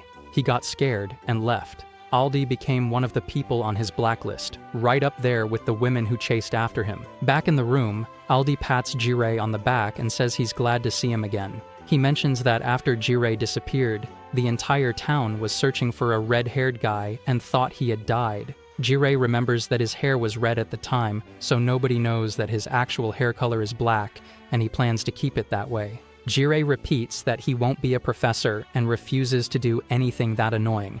Aldi tells him it's up to him. They return to the room and Char asks if the conversation is finished. Jirei says he's going to cancel his entry to the tournament. Char immediately starts crying, which catches him off guard. She apologizes and says she didn't think about how he felt, and she regrets being selfish. Jirei tries to calm her down, saying she didn't trouble him. He just didn't want to do it. Char apologizes again and says she doesn't want him to do something he doesn't enjoy. Aldi stares at Jirei and asks what he really wants. Jirei sighs and says that he was just joking and he'll actually enter the tournament. Char lights up and smiles, saying she thought she had made things harder for him. Jirei realizes he really can't handle a crying woman. Aldi congratulates him on becoming a professor and Jirei gets mad at him again. Jirei is relaxing outside, talking about the nice breeze and warm sun, saying this is the best life can offer and that he's glad to be alive. The reason he's lazing around on the academy grounds is because he can't take part in the tournament unless he's affiliated with the academy. Aldi tried to make him a professor, but teaching on such short notice was impossible, so now Jirei works as a janitor. The academy has magic tools installed all over that use clean and mend spells, and his job is simply to provide mana to activate them. These tools usually require about 15 days worth of mana to fully activate, but Jirei finished filling them up yesterday, so today he's just enjoying some well-earned laziness. He says he's lucky he doesn't have to attend lectures and still gets paid just for sleeping. Just then, he hears someone yelling about having to attend lectures. Looking over, he sees an old man trying to talk to a group of kids. One of the students tells the man off, saying they're not interested in his lectures and to go somewhere else. Jirei realizes they're academy students skipping their lessons. He grumbles to himself that he was having such a nice nap and decides to tell them to go slack off somewhere else. One of the boys sits on a bench in front of Jirei, saying he can finally concentrate now. Jirei wonders what he means. The boy suddenly yells out, asking who brought the book because it's way too hard. A girl from the group tells him he was the one carrying the white magic book and says his name is Ludus. She complains that he dragged them there and calls him stupid. Ludus, clearly offended, asks if she just called him dumb and calls her Senyo. Another kid steps in and says that fighting is bad, trying to calm them down and suggests that maybe their professors should teach them. Ludus argues that the professors only give boring textbook lessons, and he thinks he'll make better progress studying on his own. One of the other kids mentions that even if they ask their fathers or other relatives for help, they'd be rejected. Jirei, watching from nearby, had assumed they were just going to mess around, but it turns out they're seriously trying to study. He thinks maybe they've got some real goals, which is good. Ludus suddenly yells that he doesn't understand anything in the book and wishes there were someone who knows magic but isn't a professor to help them. Jirei hears that but thinks it's none of his business. Ludus then decides to just try the spell and says that even if he fails, it should be fine. One of the kids tries to stop him, but Ludus insists and starts casting a spell. He thinks he's figured it out and uses high heel on himself, thinking it worked, until his arm suddenly falls off. He screams in terror. The others also panic, and Jirei jumps up, yelling at them to stop what they're doing. He thinks about how using healing magic on a healthy body without understanding its effects can cause problems. In this case, the mana had no target, so it ended up damaging his cells instead. Jirei quickly uses high heal on Ludus to fix the damage. Senyo calls Ludus an idiot and tells the others to go find a teacher. They look over and realize Ludas's arm is fine now and ask what just happened. One of them says it looked like magic was used, wondering who did it. Jirei quickly lies back down on the ground, hoping they don't notice it was him. If they find out, they'll ask him to teach them, and that's way too much effort. The next day, Ludus shows up and tells Jirei that he'll defeat him and make him teach them magic. Seino wonders if the person with strange eyes who helped them yesterday was really him, saying he doesn't look strong at all. Ludus is confident, saying he'll win easily. Jirei sighs. It turns out that after the incident with Ludus's arm, the students went to Aldi and explained what had happened. Aldi knew Jirei was the only one capable of healing like that and suggested they ask him to teach them. Jirei initially refused but agreed to it under certain conditions. He tells the students that if they can land even a single hit on him in 3 minutes, he'll teach them magic. If they fail, they have to leave him alone. Ludus calls him an old man, which annoys Jirei, who tells him he's only 18. The kids are shocked, thinking he was at least 26 and that he aged too fast. Ludus volunteers to go first, but Jirei says it'll be too easy that way and insists that they all attack together. Ludus thinks Jirei is underestimating them and casts Vinto Ignis, a powerful fire spell, but Jirei takes the hit with no damage. They're surprised he's totally fine. Jirei realizes that was pretty high-level magic. The kids then try using a combination spell, linking several elemental spells into one, a complicated and difficult thing to pull off. Before they can finish, Jirei uses spell Interrupt to stop them and says they're moving too slowly. He figures the duel is basically over now, but then Ludus laughs. Jirei senses someone behind him and turns just in time to block an attack. He realizes they were using the combination spell as a distraction so another student could sneak in a hit. He admits they were using their heads, but then announces that time's up, 3 minutes have passed. The kids are disappointed and say it was too much for them. Jirei asks why they want to learn magic in the first place. They explain that even though they're all from noble families and hold high positions in society, they want to be adventurers and explore the world. They don't want to be used for political marriages or as second choices for family inheritance. Since they all have similar goals, they decided to form a party and learn magic to support each other. Jirei feels a little bad for asking. He tells them he'll teach them, just a little. The kids are thrilled, but Jirei says he's not doing it for them. He just doesn't want to see them go out adventuring with no skills and end up getting themselves killed. They excitedly call him teacher and start asking questions. One wants to know how he canceled their spells, and another begs to learn healing magic. Jirei tells them to speak one at a time and to stop calling him teacher. If they want to learn from him, they need to keep quiet. Jirei explains something to the students and asks if they understand, but they say they don't and ask him to go into more detail. He already regrets deciding to teach them and thinks that being a professor is way too much of a hassle. He tells Ludus that he wants to learn the basics of why Jirei didn't get injured during their fight, which Ludus agrees to. Jirei explains that the output of his body reinforcement magic was simply stronger than Ludus's attack, so it cancelled the damage. He adds that the result could change depending on magic resistance or attribute compatibility, but in the end, stronger magic always wins. Ludus argues that body reinforcement is beginner-level magic and asks why his advanced-level spell still failed. Jirei responds that Ludus is too focused on chanting and that magic used to be much freer in the past. To demonstrate, Jirei casts Fireball outside without chanting, which shocks Ludus. Jirei says that people wrongly assume beginner magic is weak, but with high mana output, even basic spells can be powerful enough to counter advanced ones. He wraps up the class there, but afterward, Seino calls out to him. Jirei says he won't answer questions outside of class, but she brings up the giant crater left in the ground from his fireball demonstration. Jirei tries to excuse it, but it turns into a major incident and he ends up having to pay the school 30 million yen. Since he's broke, he has no choice but to win the magic tournament and use the prize money to cover the cost. Still, trying to win sounds way too annoying to him, and now he's just hungry. He yells out that he wants food, and wonders if there's a place where money flows endlessly.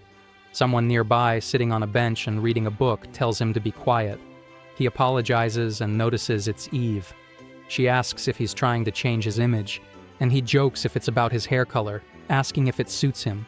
She bluntly says it doesn't. She asks what he's doing here, and he explains that he's working at the academy until the magic tournament is over. Then he asks what happened to her and the hero's party. Did they kick her out? Eve says she graduated from the academy and was called back by the principal to teach white magic. Jirei cringes and says that sounds awful, thinking to himself that Aldi always turns people he likes into professors. He then asks about Reiti and Lena. Eve says Reiti was summoned to Granhero to fight monsters, and Lena disappeared after leaving the registry. Jirei is relieved to hear that, thinking that as long as he avoids dangerous places, he won't run into Riti. Still, he thinks being a hero sucks. He also figures Lena must have been the one who tried to eliminate the princess, though he has no proof. Eve then tells him that Universia's princess asked if she knew where he went, and asks if he did something. Jirei starts sweating, insists he didn't do anything, and says he doesn't remember. When she presses further, he tries to change the subject, asking her not to tell anyone where he is. She raises her hand like she's requesting a bribe. Jirei pulls out his coin pouch and gives it to her as a gift, but Eve says she was just joking and won't say anything because it would be too much trouble.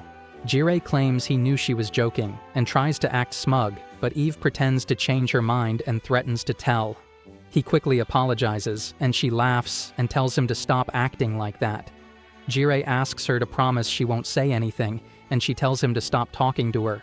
He then asks if he can sit beside her since he always eats lunch there alone. She says she was there first and tells him to go somewhere else if he doesn't like it, but he sits next to her anyway and starts eating. The silence is awkward, and Jirei notices she stopped reading. He also notices she looks very thin and probably doesn't eat much, but then she suddenly pulls out a huge box and starts eating fast, surprising him.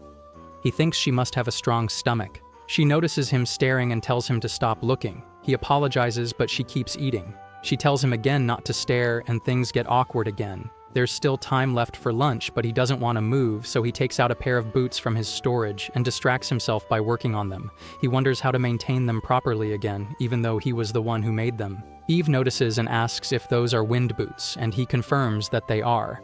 She quickly leans in close and explains that he needs to inject mana into the crystals to activate them properly for maintenance. If he doesn't, they'll break. Jirei thanks her and says she's really smart, and asks if she's a magic tool fanatic too. She asks the same of him, and they shake hands, bonding over their shared obsession. Jirei mentions the hero's birthday festival is coming up and asks if she applied to attend the artifact show. He says he applies every year but never gets accepted, then dramatically cries about it. The festival is held in Magicosmaya to honor heroes, and since the original hero had red hair, everyone wears red wigs for the celebration and various events are held. Eve smugly pulls out a pair of tickets from her bag and shows them to him. Jirei's stunned and asks how she got them, and she says she knows the organizer, so they gave them to her. Jirei accuses her of getting them through shady means and says she's putting all Magic Tool fans to shame. Still, he desperately wants to go, and his body practically begs her for a ticket. She points out that his words and actions don't match, but says she doesn't mind giving him one. Jirei gets excited and reaches for the tickets, but Eve pulls them back and says she wants something in return. Jirei says he'll do anything, and she tells him she wants him to go shopping with her, which catches him completely off guard. She says she wants to buy clothes and reminds him that she is still a girl and cares about fashion. Jirei says it's not that surprising, although he never thought about it. Eve adds that this is just for Rei to see who the person she loves is, and at this point, it has to be Jirei. He asks if she is really giving him the tickets and if she was planning to go with him. Eve says she was, but doesn't think she can go this year. Jirei feels like there's more going on behind that, but just asks if she's okay with him just going shopping with her after class. Eve agrees, but says he has to pay for everything she picks out. Jirei hesitates, knowing he has no money right now, but also realizing this is a rare chance to get those high-demand tickets, so he agrees, just not yet. Eve decides they'll go shopping after the tournament and walks away. Jirei wonders what to do since he's short on money, owes Aldi, and may not even be able to cover everything with the tournament prize alone. Low-ranking missions won't help in time. And though he thinks about borrowing from Char, he quickly decides not to rely on her. While walking near Char's store, he notices two people standing behind it, which seems strange because the shop should be closed. He moves closer and hears Carfez shout that Luna is almost there. Luna hits her in the head and tells her not to be so loud. Jirei watches as Luna reaches the open window of the store. They're sneaking in even though they look human. Carfez offers to break the wall instead, but Luna scolds her, saying she already told her not to hurt any humans. Jirei suddenly speaks, startling Luna. She spins around, blurts out that she isn't a thief, and then sees it's Jirei. She calls him a demon and panics, falling to the ground and screaming as she scoots away. Carfez tries to calm her down, saying Jirei has cloudy eyes and doesn't have black hair, so he can't be a demon. Luna takes another look and stands up, and Jirei asks what they're doing. He says they opened the window and asks if they have something to say. Luna claims she forgot to close the window and will do it now. He asks if they're employees, and Luna tries to cover it by saying she works there, but Jirei knows the manager and has never seen her before, which makes Luna panic. Karfs suddenly declares that Luna is the demon lord who will one day rule the world. Luna tries to stop her, reminding her not to call her demon lord and to just use her name. Jirei starts to wonder if she really is a demon lord or if they're just role-playing. Since Luna has torn clothes and a pretty face, he figures they might be fallen noble daughters. Thinking they seem miserable, he tells them to wait a moment, goes into the shop, and comes back with snacks. He offers them the sweets, and tells them to head home since their parents must be worried. Luna asks if she can really have them and becomes happy. Jirei wonders if he should tell Char later, but remembers she once said he could take sweets for free and even gave him a spare key for the back door. Luna says he's a kind person and offers to pay him, but he refuses and tells her not to steal again. She becomes emotional and says she just wanted to eat the sweets once before dying. She had lined up for them several times, but never won the lottery, and eventually lost her wallet and sold her clothes, so she decided to try stealing. Jirei realizes they've had a tough time. Luna says maybe there are good humans out there after all, but Karfes angrily argues that no human should win the Demon Lord's favor. Luna quickly silences her again. Before leaving, Luna says she owes Jirei for the snacks and promises to remember this for the rest of her life. Jirei watches them go and thinks they were weird, then suddenly remembers he needs money. He considers how big the magic tournament is and wonders if he could bet on himself. He runs after Luna and Karfes, scaring them, and says that they owe him a debt and need to pay him back. They have no idea what he's talking about. The next day, Char talks about how magic is used everywhere. Magic brooms, wagons pulled by magical beasts, and even spirits that gather because of the strong magical energy in the city. She points out a nearby yatai stand selling hero-shaped manju and says she wants to eat some, though there's a long line. Jirei tells her to go ahead, but he needs to get to the reception desk for the tournament. Char refuses and says she wants to go with him. The tournament is about to start, and Jirei thinks about the kinds of opponents he might face. He reminds himself that he'll do whatever it takes to win the money. The worker at the reception desk for the tournament tells Jirei that he is officially listed as a participant in the 57th Magicosmaya Magic Tournament. She then asks for his entry ticket and hands him a form to fill out. Jirei feels completely trapped because he does not have any money and honestly has no desire to participate in the tournament at all. However, since he needs to make money somehow, he knows this is his only choice. The worker then asks what name he would like to use during the tournament, and whether he prefers to register with his real name.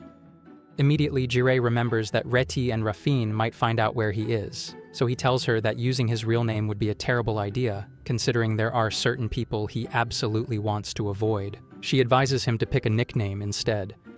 Thinking quickly, he randomly blurts out the name Ray. The worker looks startled and tells him he should not use the name Ray. Jirei is confused and asks why not. The worker appears even more shocked by his reaction and explains that Ray is the name of the legendary hero who saved Magicosmaya. Jirei suddenly remembers that Eve had said the person she liked was also named Ray. Still, he figures Ray must be a pretty common name, so it should not matter too much. To be safe, he settles on the name Reiji instead. The worker confirms his registration under the name Reiji and informs him that the tournament schedule will be announced around noon. Afterwards, she gives him a box, explaining that it is a lottery draw for a random magic tool given to all participants as a prize. Jirei becomes visibly excited and wonders what kind of item he will receive.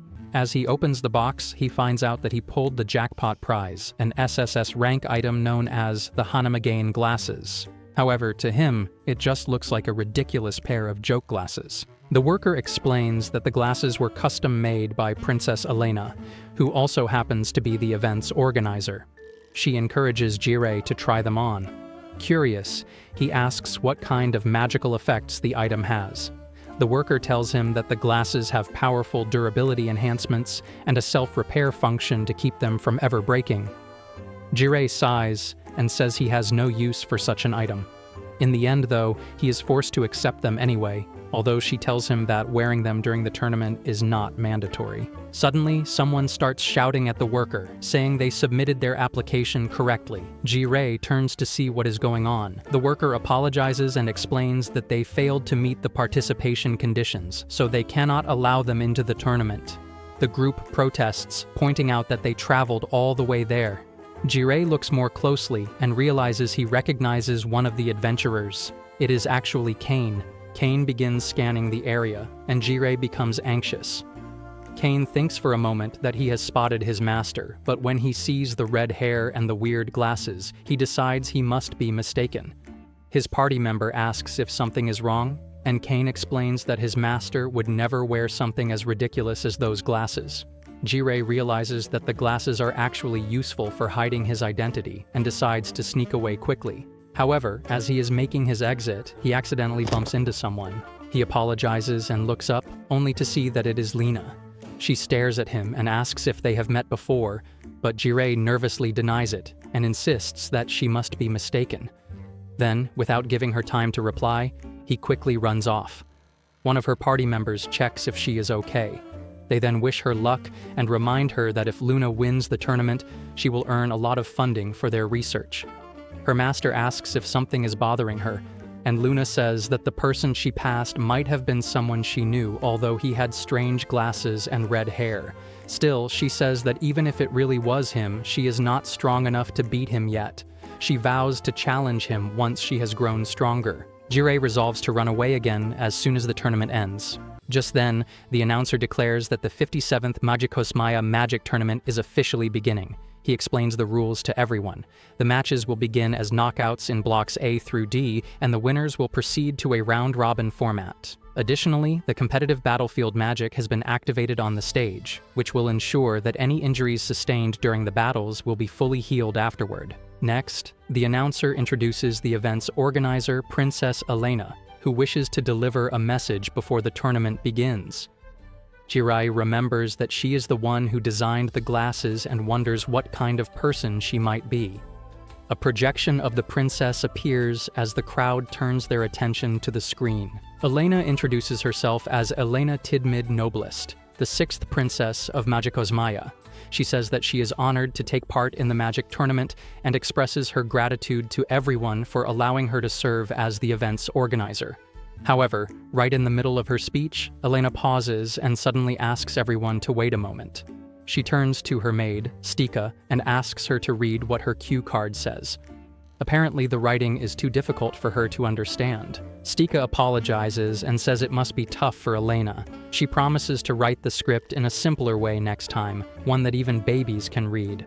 Elena asks if Stika is mocking her, but Stika replies that she is simply telling the truth and proceeds to explain what to say. As everyone waits for her to resume, Elena finally turns back to the crowd and encourages the participants to respect their opponents and compete with noble hearts and spirits. The announcer thanks Elena for her message and moves on to the next part of the program. He announces the participants of the first match in Block A, D-Rank Reiji, recommended by the principal of the Royal Magic Academy, versus last year's winner and clan master of Valiant Warrior, Granluboost. Ji-rae hears Ludas and his friends cheering loudly for him.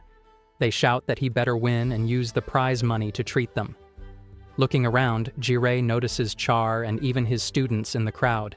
He also sees Luna and Karfs nearby, and quietly hopes that everything goes according to his plan. As the match is about to begin, Gran steps onto the stage and tells Ji-rae to surrender. He says there is no way someone like Ji-rae can defeat him. Ji-rae responds that they will never know unless they try. Gran warns him that even if the competitive battlefield heals his injuries, it will not erase the fear he will feel. Ji-rae simply apologizes, stating that he cannot afford to give up and has no choice but to win. Surprised by Ji-rae's determination, Gran admits that he admires his fighting spirit. With that, he announces that he will not hold back, and the battle begins. Gran attacks Ji-rae, but Ji-rae keeps dodging every single strike, which only makes Gran angrier. He shouts at Ji-rae to stop messing around and fight back. He even complains that Ji-rae's face looks too calm, as if he is making fun of him. Before the tournament started, Ji-rae had actually spoken to Luna and Karfes to ask for a favor. He told them that there was going to be betting going on during the magic tournament, and Luna asked if he wanted them to bet everything on him. Jirei explained that since the rules of the tournament didn't allow participants to place bets, he needed them to do it in his place. If he won, he promised he would give them some of the money too. Luna hesitated, saying it felt like cheating, but Jirei said it wasn't technically breaking any rules, so it should be fine. Then Luna pulled out her coin pouch, saying she wasn't sure if he could really win. After all, that was all the money they had left. Carfes, on the other hand, was confident and said they should just trust him to win. If he didn't, then she would just eliminate him herself. Jirei laughed and said he would put in some money too. He explained that it wasn't about the total amount, but rather about how they placed the bets. He said he already had a plan and started explaining it to them. Back in the match, while dodging Grand's attacks, Jirei quietly mutters to himself that the current odds for his match are 30-1. He knows that if they bet 45,000 rain and he wins, they would get about 1.3 million rain. While that's a lot of money, it's still not enough for what he needs. Grand is the tournament favorite, so the odds will definitely go down after this, and the more he keeps winning, the harder it will get. Grand hears him mumbling and yells at him again, asking what he's whispering about and where all this confidence is coming from. Jirei doesn't answer directly. Instead, he keeps thinking.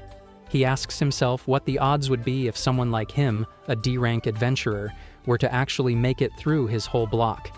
He figures out that the odds were 2,025.778 times, and if they bet 45,000 rain on that, they would earn about 91.2 million rain.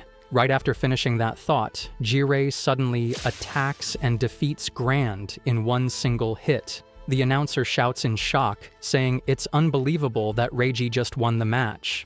Later on, Luna, Carfaze, and Jirei gather to check the results and look at the massive amount of money they just made. Luna looks at Jirei and says she had no idea he was that strong. She tells him that he won every fight with just one hit. By the end of the second day of the tournament, Jirei had made it through Block A without any trouble. He had kept defeating his opponents instantly using Magic Bullet, ending each match before his opponents could even feel any pain. Everyone started calling him Magic Bullet Reiji, and he ended up being chased by a bunch of reporters. Somehow, he managed to escape through a gap and hide at the inn. Carfs looks at the money and says that with that kind of cash, she can buy Luna all kinds of cute dresses, or maybe she should just build a house where the two of them can live together.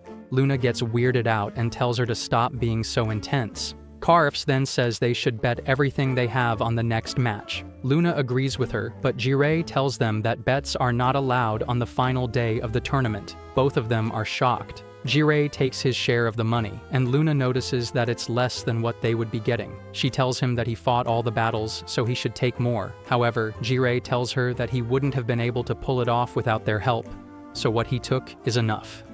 He figures that with 35 million rain, he should be able to pay off his debt to the academy and also take Eve shopping like he promised. Jirei then tells Luna that now they have enough money to buy clothes, sweets, or anything they want. He says they don't have to steal anymore. Luna smiles and says that he's a good person. Carfs gets excited and grabs Luna's shirt, telling her that they should get started right away. Luna yells at her to stop pulling and the two of them leave the inn together. Luna turns back to Jirei and says they're heading out, but she hopes they meet again. She also tells him that if he ever needs help, he should let them know. Jirei waves and says goodbye while thinking about what he should do next. Now, on the last day of the tournament, the round-robin competition for the top 4 finalists begins. Jirei could just drop out now because he already has the money he needed, but the winner of the tournament gets a magic tool as a prize, and he really wants that. He ends up winning both the first and second round of the finals. Lena had been placed in Block B, but she surrendered halfway through her matches, so Jirei was relieved that he didn't have to fight her. His last opponent is the only one tied with him in first place, so this final match will decide who the overall champion is. His opponent turns out to be a girl who looks to be around 16 years old. Jirei heard that she starts all her fights by covering the arena in a black mist, and there are even rumors that some of her opponents don't remember how they lost. As the announcer starts the match, the girl introduces herself to Jirei as Enri. She politely holds out her hand and tells him to be gentle since she's just a young lady.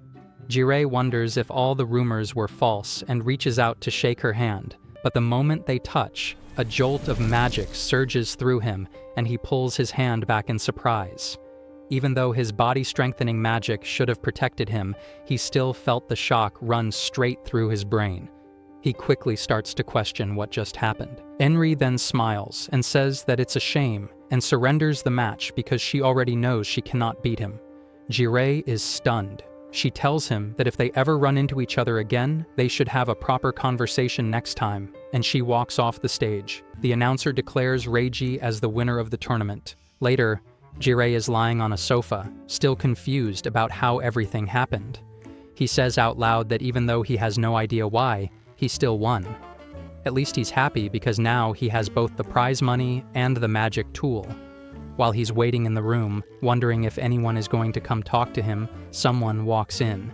It turns out to be Princess Elena. She apologizes for keeping him waiting and introduces herself again. Jirei is shocked to see the princess in person. He jumps up and thanks her for coming to see him. Elena tells him to relax and stop speaking so formally. She walks closer to him and tells him not to worry. Then, to Jirei's shock, she calls him by his real name and suddenly says that she is going to make him her husband. She asks if he's just too happy to speak. Jirei, however, says that he's not happy at all and has no idea what she's even talking about. He just wants his prize money and the magic tools, since he's tired and wants to go home. Elena replies that he doesn't have to be shy, but Jirei flat out refuses to marry her, which leaves her shocked. She asks him why he's rejecting her and reminds him that she's a beautiful girl. Jirei admits that she's not wrong about being pretty, but he says that's not a reason for him to marry her. He doesn't want to tie the knot with someone just because of a pretty face, especially when they've only just met. Elena, unfazed, says that they can always get to know each other after the wedding. Jirei argues that there's nothing in it for him. Then Elena strikes a pose, shows off her chest, and says the benefit is that he'll get to enjoy her body. Jirei glances at her chest and immediately realizes something is off. Because of his love for magic tools, he can instantly tell that something's not natural. He uses his imperial appraisal skill and discovers that she's wearing a magic item called imitation armor to make her chest look bigger. He then points out that she's actually flat. Elena quickly covers herself and yells at him, saying that even if they're small, mocking them is going too far. Stika steps in and tries to calm her down, saying that despite having small melons, Elena is still healthy. To make her point, Stika even shows off her own chest, which she claims is both bigger and real. Elena then turns back to Jirei and says that she understands why he won't marry her, but she still won't give up. Inside the royal palace of Magicosmaya, there's an ongoing battle for the throne among the royal family. Elena's father announced that whoever brings in someone with the most magic power, someone skilled in multiple magic types and strong overall, will become the next ruler. Jirei realizes that Elena only wanted to speak with him because he won the tournament, and she admits that's true. She thinks he might even be able to handle a certain demon. Before she can say more, Stika tells her not to go too far since it's still just a rumor. Jirei starts to get curious about what they're referring to, but Elena just says that right now, Jirei is all she has. Again, he rejects her proposal. Stika explains that Elena truly has no one else. She goes on to say that Elena skipped her lessons for years and can't even use basic spells. At royal events, she always behaves oddly and messes everything up. At one point, Elena planned to spend her entire life alone, wasting her time in the palace. But her father got fed up and threatened to force her into a marriage she didn't want, so she decided to look for someone easier to deal with. Now Stika says Jirei is her only hope. Hearing all these reasons just makes Jirei even more determined not to marry her.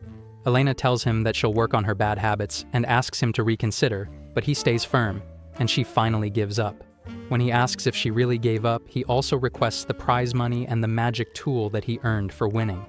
Elena says she gave up, then suddenly snaps her fingers and announces that he won't be leaving without paying a price. A group of armed adventurers then walks into the room. Jirei is caught off guard, but says he had already sensed them outside. He figured they were using interference and disguise magic.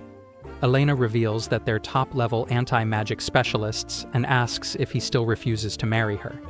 If he agrees, she'll help him. Stika gives her a thumbs up and tells her that this might be blackmail, but as long as it's only a threat, it's a good act. Elena starts crying and asks Stika why she said that. Meanwhile, Jirei asks if he can go home now. He figures he's not getting the magic tool after all. Although he didn't want to use it, he activates teleportation to escape. Both Elena and Stika are shocked as he vanishes. Outside, Jirei lies on the ground, saying that the whole thing was disgusting, and now he feels like throwing up. His body is sore all over. Although teleportation is convenient, it's a type of dimensional magic that's hard to master, and it always makes him feel awful. Even though it was just a short distance, it still made him sick. He grumbles that he never gets used to it no matter how often he uses it. He didn't get the prize money either, but he really doesn't want to go back and see Elena again. He decides to just send the bill to Aldi later. As he rests against a nearby tree, a girl approaches him and asks if he's all right.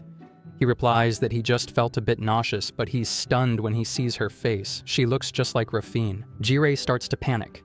He wonders if it really is Rafine and whether she's recognized him yet. He gets ready to make a quick getaway, but she shows him a poster of himself and says she's looking for this person. She asks if he's seen anyone like that around. Jirei tells her no and tries to walk away again, but Rafine stops him. She tells him that if he sees that person, he should pass on a message. She says that for the past 9 years, her feelings were out of control. She had only thought about herself and never considered how Jirei felt. She says she's really sorry. She admits she was selfish when she said she wanted him to only love her. Someone like Jirei would obviously have other women around him. However, she still wants to know what it's like to live under the same roof with a woman he's not even married to. Her face takes on a crazed expression. Jirei is taken aback. Rafine asks if he can relay the message, and he agrees. Before she leaves, she congratulates him for winning the Magicosmaya magic tournament. She tells him he was amazing, and that it confirmed for her that there's only one man she would ever marry. Then, as she excuses herself, she calls him by his real name, Jirei. Looks like her crazy girl instincts already knew exactly who she had been talking to. Jirei starts sweating nervously, unsure what to do or why Rafine is even in Magicosmaya. After the tournament ended, Princess Elena proposed to him, so he ran away, and right after that, he bumped into Rafine. She clearly recognized him, but still let him go. He begins to wonder how complex a maiden's heart can be. Now he cannot tell whether she is secretly following him, which makes him feel uneasy. Just then, someone speaks to him. Eve asks if something is wrong and whether he wants to back out. Jirei quickly replies that everything is fine. At the moment, he is shopping with Eve. In exchange for this, she'll give him tickets to the artifact show, so all he has to do is make it through the day. Since there are people he wants to avoid, he's using disguise magic, which should be good enough. Eve asks that if he really doesn't want to be found, why not just change his entire face? Jirei responds that doing that throws off his senses and makes him feel strange. He also admits that he likes his face since he's good-looking. Eve says that would be true if only his eyes weren't so cloudy. She then asks if he wants something to cover his face and tells him to wait. She comes back holding a full set of metal armor. Jirei is surprised by how light it feels and asks if it's just a costume. He tells her she didn't need to buy armor and wonders why she chose that of all things. Eve simply says it looks cool, and with that, they begin shopping. Eve picks out a store, and Jirei comments that it looks more normal than he expected. She asks if he thought she would drag him into some expensive boutique. Wearing his armor disguise, he admits he thought she'd make him buy only brand-name stuff, which is why he worked so hard to earn money. Eve says that just because something costs more doesn't mean it's better. She starts trying on dresses and asks for his opinion. She comes out in one and asks what he thinks, and he says it looks good. She changes into another, and again, he says it looks good. She grows frustrated and tells him to give more thoughtful answers. Jirei says he doesn't know anything about fashion and that all the outfits look the same to him. Eve replies that she'll make it more obvious, then tries a new dress. Jirei tells her she looks like a princess. In the next outfit, he says she looks boyish. She tries on a maid outfit and a cat costume, and Jirei says she looks like Aldi. When she appears in a teddy bear costume, he finally says it's cute. Now even more annoyed, Eve asks why he gave boring answers before, but finds the bear costume cute. Jirei begs her to calm down and says he's honestly scared. She asks which outfit suited her best, and he says the first one looked best. She decides to buy that one. He offers to buy all of them, but she tells him she only planned on getting one dress from the beginning. Once they step out of the store, Jirei asks if that's really all she wanted. Eve says she didn't expect much and figured Ray would have said the same thing. Jirei asks if this means the shopping trip is over and wants the tickets, but Eve says she's happy with the dress and now just wants to look around the city. Jirei reminds her they only agreed to shop, but he doesn't mind and holds out his hand. She takes it, and the two of them explore the city together. They play around, eat ice cream, and walk while he's still wearing the night costume. Later, Jirei says he's exhausted, and Eve apologizes for possibly boring him. He tells her he had plenty of new experiences and that the important thing is whether she had fun. He asks how her day went, and Eve says it was fun. Jirei says that's what matters most, and that people should do what they enjoy. Eve is surprised by his words and thanks him. Jirei asks what they should do next, saying he's hungry and knows a good place to eat. They get up from the bench, and Eve hurts herself a little. Some blood comes out. Jirei moves to cast heal, but Eve stops him, which surprises him. She tells him that licking it is enough and puts her finger in her mouth. Jirei calls her brave. When she pulls her finger out, the wound is completely healed. He didn't feel her use any magic, so he wonders if she used recovery magic without letting him notice. At the restaurant, Eve tells him to sit and rest while she goes to buy the food. He takes off his armor and hears some customers talking nearby. They say the demon appeared again, this time behind a store on Alectorian Road. They say the knights should hurry up and catch them, since only a demon could do something so terrible. One of them says they wish Rei was around again. Jirei frowns and says that all of it sounds disturbing. Eve notices his expression and asks what's wrong. Jirei notices the mountain of food she brought and asks if she really plans to eat all that.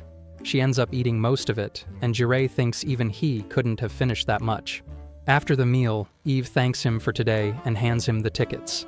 He thanks her and says that he'll stay with her a little longer and walk her home since it's getting late. Eve says she wants to stop at one more place before heading back. While walking, she notices a bit of food stuck to Jirei's face and grabs it. He says he didn't realize it was there. Eve tells him he's like a child. Jirei defends himself, saying there's no one more mature than him. He isn't picky with food, and even drinks bitter magic enhancers every day. Eve laughs and says he's definitely still a child. Jirei smiles and tells her that she finally laughed and that she looks better that way. Suddenly, Eve starts crying. Jirei becomes worried and asks what's wrong, wondering if dust got in her eyes. He offers her a handkerchief. Eve says she's just a little surprised and explains that he reminds her so much of Rei. His actions and personality are exactly like his. Jirei wonders if maybe he's really similar to Rei in how Rafine saw him. Still, he can't remember ever knowing someone with light blue hair and a blank expression. He asks what kind of person Rei was and whether he was as good-looking as him. Eve says she never actually saw Rei's face. She describes him as amazing, kind, strong, and someone who saved her. He was an important person in her life. Jirei says that if Rei was such a great guy, then he must be a hero by now. Eve shakes her head and says that's not possible. They finally arrive at their destination. Jirei is surprised when he sees where they are. Eve holds a bouquet of flowers in her hands and tells him that Rei has already passed away. Jirei and Eve stand in front of a gravestone, and Jirei asks if this is the hero Rei's grave. Eve confirms it, and Jirei says he doesn't have any words that can ease her pain, but he's willing to listen. That surprises Eve. He tells her that instead of bottling everything up and suffering alone, it's better to let it out. And since he promised to spend the day with her, this is part of it too. Eve smiles and says that Rei and Jirei really are alike. That's exactly what Rei would have said. Then, she starts talking about Rei, sharing memories of the hero she loved. She remembers how he got annoyed when she didn't call him cute, how she got into fashion because of him, and how he had a favorite magic tool. She says that everything she is now is because of him. He gave her hope when she was feeling empty, brought color into her world, and reminded her that life was worth living. She says she loved Rei, but she was too late in realizing it. She never got to tell him how she felt, and now she regrets it. That's why, if she ever gets the chance to see him again, she wants to tell him, so she won't carry more regrets. Jirei gently asks how she plans to do that. He wonders if she wants to reverse life and death using something like the falsehood barrier spell that Karifs used back in Etal. That magic only works if the person died within a few days. Eve says she's not planning to do that. Instead, she's searching for Yggdrasil, the legendary recovery magic said to bring people back to life. It comes from a fairy tale called the World Tree, but unlike regular resurrection spells, it has no time or soul restrictions. Jirei explains that normal resurrection requires the soul to be intact and within 10 days of death. Yggdrasil, on the other hand, ignores those rules. Still, that kind of magic is kept secret by the most powerful people in the White Mage Association. There's no way regular magicians would have access to information about it. He tells her that when he looked into it years ago, even the White Mage Association didn't know much. Still, he asks if she's really going to keep searching. Eve nods and says she has to because it's her only hope. Jirei promises to let her know if he finds anything, and she thanks him. Afterward, Eve says she's heading home and asks if Jirei will walk her back. He agrees with a smile. As they walk, Jirei looks up at the sky and suddenly hears someone yelling. It's Aldi, flying in fast and yelling that something bad has happened. He says the students Jirei had been teaching are missing. Jirei thinks it might just be a misunderstanding, but Aldi insists that they haven't returned to the dorms since yesterday. Aldi explains that the guard who was supposed to be watching them also vanished. He admits that while the students can be a handful, they've never once broken curfew. He's sure something's wrong. Jirei suddenly remembers a rumor going around about someone targeting children and taking out their hearts. He hopes it's not connected. Aldi admits that his detection magic might not be strong enough to find them, so he begs Jirei to help. Jirei sighs and says that he doesn't want to, at least that's what he wants to say. He tells Aldi that he'll help, but only if the academy gives him something in return. Aldi, desperate, agrees through tears. Eve calls Jirei a liar, saying he would have helped even without asking for anything. Then she asks how he plans to find the kids. Jirei activates clairvoyance, surprising both Eve and Aldi. He explains that he never told anyone he could use it since the last time he did. It was in secret. After scanning all of Magicos Maya, he says something's not right. He can't find them. That must mean they're somewhere clairvoyance can't reach. He suspects they're in the other world. Eve asks what to do now, and Jirei says that somewhere in the city, there must be a warp leading to the other world. A small one might not show up easily with detection magic, but it's still faster than searching everything manually. He asks Aldi to prepare something. Aldi, panicking, says he'll bring anything, even ancient artifacts. Jirei tells him what he needs: rats, native to Magicos Maya. Meanwhile, somewhere deep within the other world, a shadowy figure plays with magic. He silences a screaming voice with a spell and then asks mockingly if the victim needs help. Then, without mercy, he rips out the person's heart. Holding it up, he says it was fun, but not enough. Next, he turns to Jirei's missing students. He smiles, tells them that there's still more fun ahead, kneels before them, and whispers a prayer of thanks to his lord, Gluttony. Eve asks if this house is really the place, because to her, it just looks like a normal house. Aldi replies that it's an empty one, and he can't sense any magic coming from it. Jirei, however, says that the warp to the other world is located right here. Even after using clairvoyance, he couldn't find the academy students who went missing. That's why he asked Aldi to gather rats for him, so he could cast magic on them. By guiding 100,000 rats all over Magicos Maya, he managed to scan the entire city. Eventually, Jirei found the warp that leads to the other world and admits that it was tough. He tells them to take a closer look at the door, which seems slightly out of place. Even Aldi, with his eye for detail, wouldn't normally notice something like this. One of the rats happened to touch it and was teleported. At that moment, Jirei's vision shifted to a cave, so he figures it must be a labyrinth-type otherworld. Aldi immediately suggests that they go inside, but Jirei grabs him and says he'll go alone. He tells Aldi to wait outside. Aldi argues that they should go as a team, especially since he's still the school's principal, even if he's not the most dependable person. Jirei insists that Aldi's magic is more suited for support than combat. He adds that he already used body strengthening on himself, and Aldi's job is to make sure nobody else gets near the warp. Aldi tries to continue protesting, but Jirei cuts him off with a little frustration, telling him that he's useless. Saddened, Aldi accepts it. Jirei then turns to Eve and tells her she shouldn't come in either. However, she grabs his shirt and insists on going with him. Jirei asks if she even listened to what he said, and Eve responds that she can't let him go in alone. She promises not to get in the way and says that if she becomes a burden, he's free to leave her behind. She asks again if she can go, and Jirei agrees, telling her not to leave his side. Grateful, Eve thanks him. Aldi then speaks up again, saying that he's coming too, but Jirei reminds him firmly that someone needs to guard the warp from outside. Together, Jirei and Eve touch the door and step into the other world. Once inside, Eve looks around and asks about the black smoke swirling around them. Jirei explains that it's like a barrier, one that blocks outside magic from working inside. Because of that, he can't rely on the rats anymore. Still, since his vision is linked to the rats, he already knows what lies within. He asks Eve again if she wants to turn back. If she does, now is the time. She answers that she's coming with him, and Jirei tells her not to regret it before reaching out to touch the barrier. As soon as Eve sees what's inside, she freezes in shock. The children are scattered around with holes in their chests. Jirei quietly says that this is why he didn't want her to come. She collapses to the ground, overwhelmed. Jirei then notices the guard who had been protecting the students, now lifeless, along with the students themselves, whose hearts are all missing. He clenches his fists in anger, realizing that they had already passed away by the time the rats found them. He had been too late. Suddenly, he sees a person standing up ahead, holding a bowl filled with hearts. Just in case, Jirei casts concealment magic on himself, as the person hasn't noticed them yet. He tells Eve that the students and guard have already passed, and heal magic won't be enough to bring them back.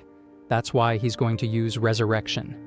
Eve gasps and asks if he can really do that.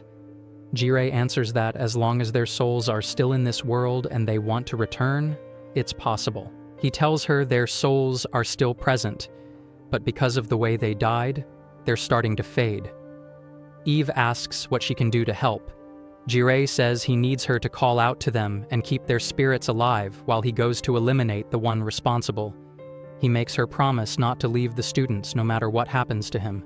She agrees and walks over to the area where the students are. He then casts Imperial Barrier to shield Eve and the children. In his mind, Jirei admits that he lied. Those souls wouldn't disappear for at least 3 more days. He just didn't want Eve stepping outside the barrier and getting caught in the upcoming fight. Jirei walks quietly behind the mysterious person and unleashes a magic attack, believing he's ended it quickly. However, the body disappears, revealing it was only a decoy. The real figure appears behind Jirei. The person comments that he wasn't as sad as he thought he would be.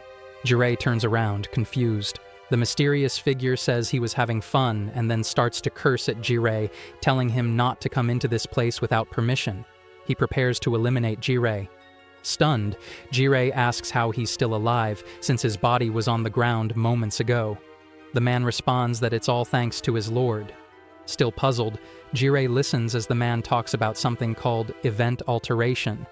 He adds that Jirei wouldn't understand it anyway. He begins laughing, recalling how people used to bully and mock him. He remembers their faces as they died and says that it was hilarious. Jirei asks if he's talking about the victims of the serial killer and demands to know why he killed the students. They had nothing to do with him. The man replies that he wasn't targeting them, but they wore the same uniforms and were the same age as his bullies. That was enough to trigger him. Jirei begins to prepare a spell and asks why he's doing all this. The man finally admits that he was ordered to summon an evil god, his lord, Gluttony. Out of nowhere, Jirei's arm is sliced clean off. He gasps in shock, and a voice speaks from the shadows. It belongs to a girl who says she didn't think they'd meet again so soon. Jirei turns to face her and sees Enri from the magic tournament. He never expected to find her here, in a place like this. When Eve sees that his arm is missing, she panics and says she'll use high heel, but Jirei yells at her to stay where she is. She tries to protest, but he reminds her that no matter what happens, she has to keep calling out to the students. Eve stops immediately. Jirei tells her that recovery magic won't work right now, and Enri, impressed, asks how he figured that out. She says he's smart because if someone gets eaten by her predation skill, healing magic won't be able to repair the damage. Jirei says that his body strengthening should have blocked most of the attack and asks what exactly she did to him. Enri tells him that predation can only be blocked by a hero or an authority and says she wanted to ask him something if they ever met again. She mentions how it was hard to see clearly during the magic tournament since he was wearing those weird glasses and talks about his black eyes. Before she can go on, the mysterious man walks over, happily holding a bowl filled with hearts, and tells her to look at his collection. He says they should be able to summon the evil god that Gluttony mentioned now, and Enri, surprised, says she had forgotten about that. The man says it's all possible thanks to her because she gave him the chance to take his revenge. Enri smiles and thanks him, then tells him that he can leave now since she no longer needs him. Confused, the man asks why, reminding her that she said she needed him. Enri responds that his role is over. He disappears and she turns back to Jirei, saying they can continue. Jirei asks if they weren't friends. Enri says he was just a stranger who thought she was his master or something. Jirei frowns and says the boy was just a kid, and no matter how much power he had, he wouldn't suddenly go out hurting people without hesitation. He asks Enri what she did to him. She smiles and says she ate all his emotions except for vengeance, and amplified his desire to eliminate people, because, without that, he wouldn't be able to act. Then, she changes the topic, saying she's more interested in Jirei's black eyes. Jirei tells her to shut up. Enri asks if he's angry, then says she's going to use the hearts to summon the evil god. She offers to let him and Eve leave safely if they go now. Jirei says he's not running away. Enri then asks if he's staying to save the kids, and if they meant something to him. She apologizes for what she did. Jirei replies that they weren't important to him. He only taught them magic for a few days. They were just random people who would never matter in his life. Enri tells him that in that case, he can go home, but Jirei responds that she's really starting to make him angry. Enri smiles and says he's clearly furious. She asks if he's going to fight her and wants to know how he plans to do that. Jirei raises his hand to use magic, but suddenly realizes nothing is happening. His magic isn't working. Enri laughs and says he finally noticed. When she devoured his arm earlier, she also consumed his internal magic and the surrounding magical energy. She thanks him for the delicious meal, and Jirei stands there in disbelief. Eve snaps her fingers and says Enri must have eaten it with this. Suddenly, several giant mouths appear behind Enri. She explains that she was chosen by the Gluttony Demon Lord and can use this authority, predation. Jirei looks shaken and asks what she means. He says the current Demon Lord hasn't been born yet and questions what gluttony even is. Enri says she probably shouldn't have mentioned that and tells him not to worry about it. She then explains that there are 7 Demon Lords: pride, envy, wrath, sloth, greed, gluttony, and lust. A demon lord must defeat the other 6 and take their demonic marks to face off against the heroes. Humans only ever know about the last one standing. Jirei tells her that if she's going to do something, she should hurry up. Enri replies that there's nothing he can do anyway, since he has no magic left, and tries to attack him. Jirei looks panicked, but suddenly a sword appears in his hand and slashes through the monsters surrounding Enri. She looks stunned and asks what kind of sword that is and how it's able to slice through her predation. Normally, anything that touches her predation disappears, but Jirei calmly says he was able to cut through it. He explains that he found this black sword 2 years ago.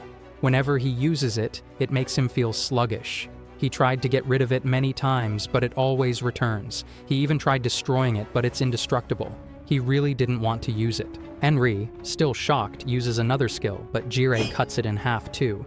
She says that a sword of that size shouldn't be able to slice through something so massive. Jirei just says he used wind pressure, like anyone else would. Enri says he's strange and questions if he's really even human. She can't figure out how he's able to counter her predation. However, after thinking for a bit, she bursts into laughter. She says that now it all makes sense. With that authority, of course he can resist. No wonder she couldn't find it before. She didn't expect it to appear in a human instead of a demon. She tells him that he doesn't even know how to use it properly yet, but she'll be happy to teach him slowly. Then she says the shocking part. He is the Sloth Demon Lord. Jirei is stunned. No wonder he's always trying to be lazy and avoids doing anything. Enri says that Jirei is sloth and admits she never thought a human could have a demonic mark. She adds that if he really is sloth, then his strength makes sense. She suddenly changes her approach and offers him a deal. She will let him go and asks him to join her gluttony.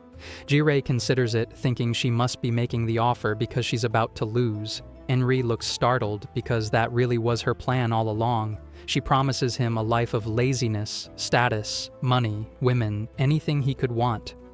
She asks if that sounds good enough for him, Jirei plays along for a moment, saying it actually sounds like a great deal. Enri smiles and tells him to join her then, but without warning, he raises his sword and slashes at her. He tells her that working under her would be boring and says no to the offer.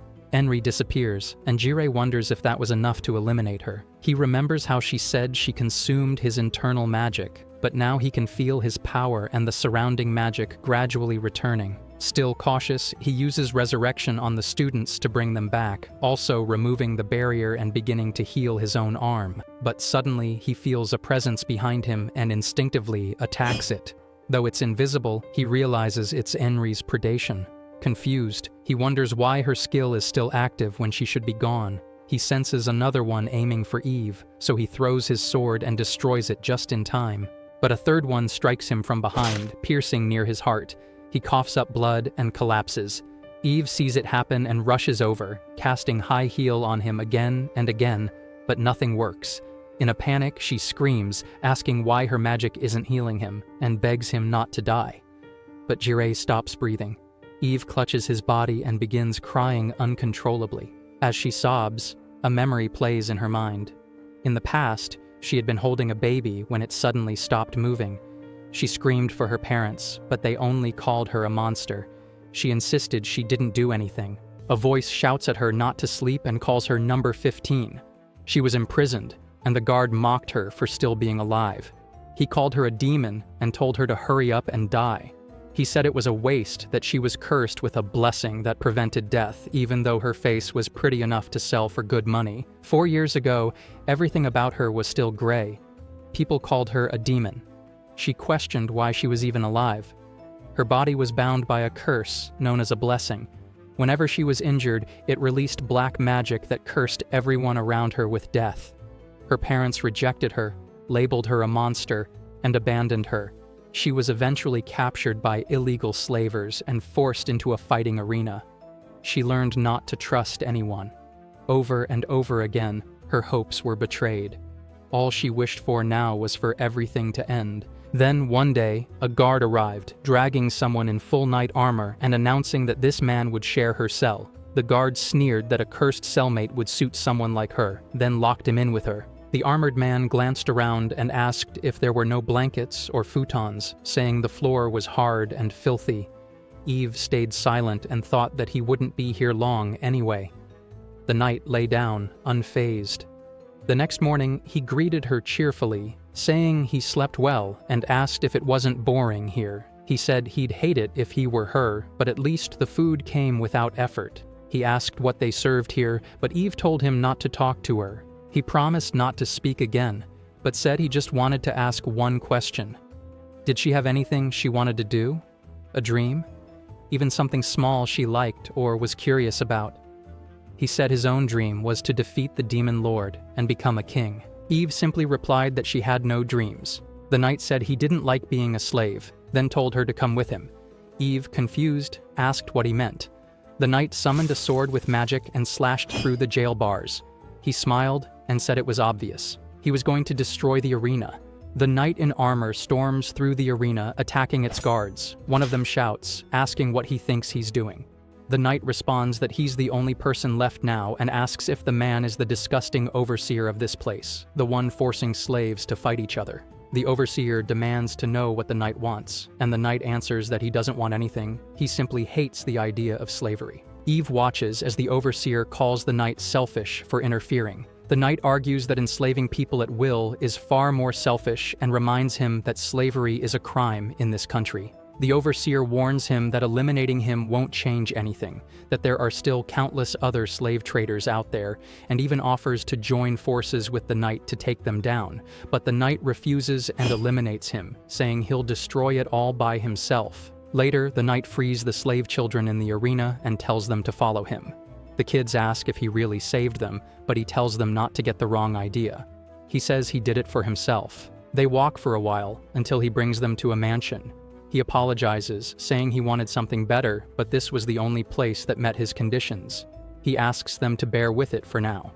Once inside, he tells them there's something he needs them to do, which makes the kids nervous. Then he simply says that the place is dirty and needs cleaning. The kids are surprised. Eve narrates that, for some reason, they all ended up living together in the mansion. The first thing the knight did was teach them how to read and write. They were given 3 meals a day and were never ordered around or treated with violence. Over time, the children began to trust him. Even so, the knight never told them his name. Like the slave traders, he simply referred to them as you or hey. Eve reflects that he didn't seem all that different from the kind-looking bad people they'd met before. Months passed. The knight began teaching magic to the children. He had them use a crystal ball to determine their magical affinity. When it was Eve's turn, he said she had talent for recovery magic, which was rare, but he didn't have any textbooks for it. He sighed and said it was a pain, but he would teach her himself.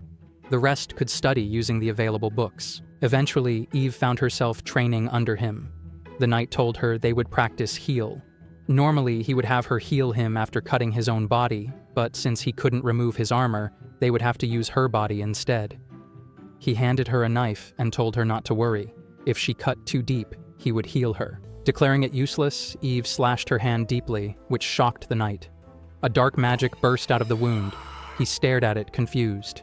Eve assumed he would call her a monster like everyone else, but instead, the knight grabbed the black magic and tossed it aside, saying it was sticky and disgusting. Eve was stunned. The knight asked why she would do something like that, then used high heel on her.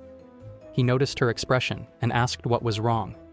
She asked if he could really touch it, her magic, and he answered that it felt normal to him. She began to cry. The knight grew concerned and asked if it still hurt or if he should heal her again. Eve explained that normally, her blessing would activate when she was injured. It would release black magic that harmed others, weakened them, or even eliminated them. Then, that same power would heal her. But this time, it didn't heal her. It vanished. She realized that her blessing had disappeared and thought, if it's him, maybe he can truly save her. That night, Eve wandered into the knight's room. He was laughing to himself and muttering that it felt good. She noticed his red hair, his helmet was off and sitting on the desk. She wondered who he really was. The knight suddenly noticed her presence and hurried to put his helmet back on, saying he thought it was just the cat. He scolded her for coming in at night and told her to go back to bed. He said he was busy. Eve said she had a request. The knight groaned, saying it was a pain and asking why he should listen. She pleaded, and he reluctantly told her he would after he finished what he was doing. He showed her a magic tool, wind boots, and asked if they looked cool. Eve blinked, confused, and he excitedly explained that they let the wearer fly, though they required a lot of maintenance and couldn't be used often. Watching his enthusiasm, Eve thought he looked like a child. After finishing, he asked what her request was. Eve looked serious and told him to eliminate her. She explained that her blessing didn't work against him, so he should be able to do it. He asked what she meant by blessing. She told him everything. Her curse didn't allow her to die, and her magic hurt others whenever she was injured. She wanted him to end her life, but the knight refused. He said there was no benefit for him and he didn't want to do it. He asked if that was all, then told her to return to her room and get some rest. Eve stopped him. She said if he needed a reason, if he needed some benefit, then there was one. She removed her clothes and offered herself to him, saying he could do whatever he wanted with her body. She says she'll do anything if he agrees to eliminate her. She begs him again, and as he walks over, she flinches, scared of what he might do. But instead, he drapes a sheet over her and tells her to stop messing around. He tells her to get dressed and leave. She insists she's not joking, and repeats that he can use her however he wants, but he cuts her off, saying she's not being funny. He doesn't know what she went through to think this way, but tells her she should start valuing herself. She blinks, unsure of what he means. He explains that she doesn't have to throw her life away and shouldn't stay stuck in the past. She's only seeing what's in front of her. There's so much in the world she hasn't seen, things like food that makes your cheeks tingle, breathtaking places that move your heart. He asks her if it's really okay to die without ever knowing those things. She tells him not to say stuff he doesn't understand. He says maybe he doesn't know her situation, but it's not like she's going to die right now. He admits he's selfish and thinks of himself as the most important person in the world. That's exactly why he can't stand people who don't even love themselves. Eve gets mad. She tells him her sister died because of her so-called blessing. He stops her, saying he doesn't care about her past and doesn't want to hear it. If she's saying she wants to give up on life because of it, then she's just using it as an excuse to run away. She asks what he means. He tells her that as long as she's alive, she can do anything. If she really hates her life that much, she should throw away everything and start over.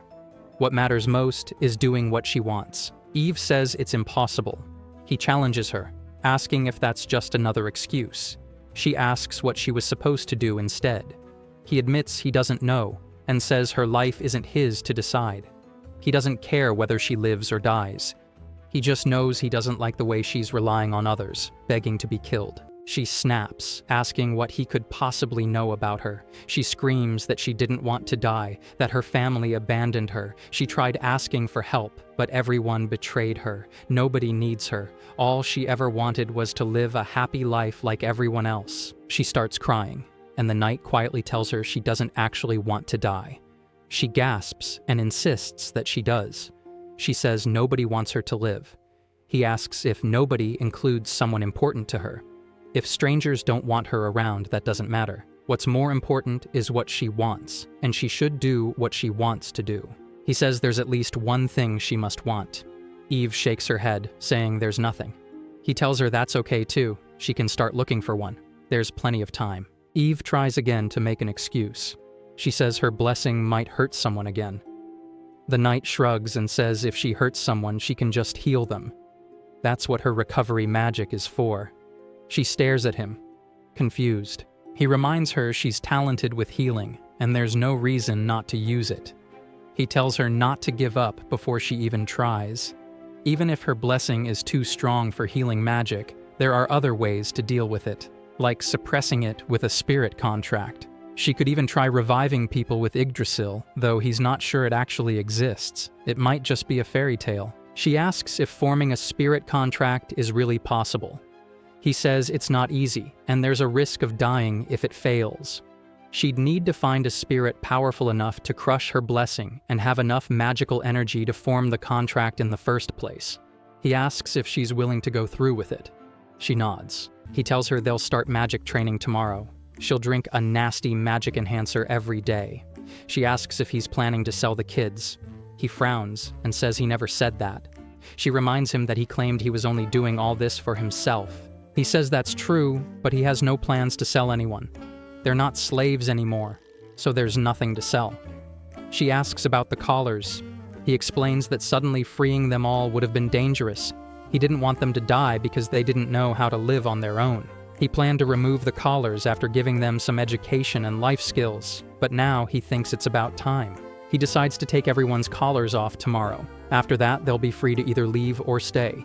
He tells Eve that if she doesn't want to train, she can go, and he'll give her as much money as she needs to live however she likes. Eve looks at him, shocked. She asks why he's doing all this. What's his reason? He says he hates slave traders, and maybe he'll become a hero someday, so this is just for his own satisfaction. She asks why he always wears armor and won't even tell them his name. He says there's someone he doesn't want finding him. She asks if he's on the run, but he denies it. She keeps staring at him, and he finally says his name is Ray. Then he asks for her name. She says she doesn't have one anymore and can't remember. He says that's no good and asks if she wants to name herself. She refuses. So he comes up with a name and asks, "What about Eve?" She's caught off guard.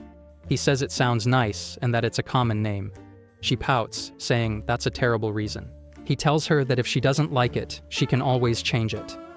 Then he says it's late, and thanks to her, he's lost his quiet time. He says he's heading to bed now and pushes her out of the room, telling her to get some rest. They'll start intense training tomorrow. Eve goes to her room, lies down on her bed, and whispers her new name to herself again and again. A small smile forms on her face.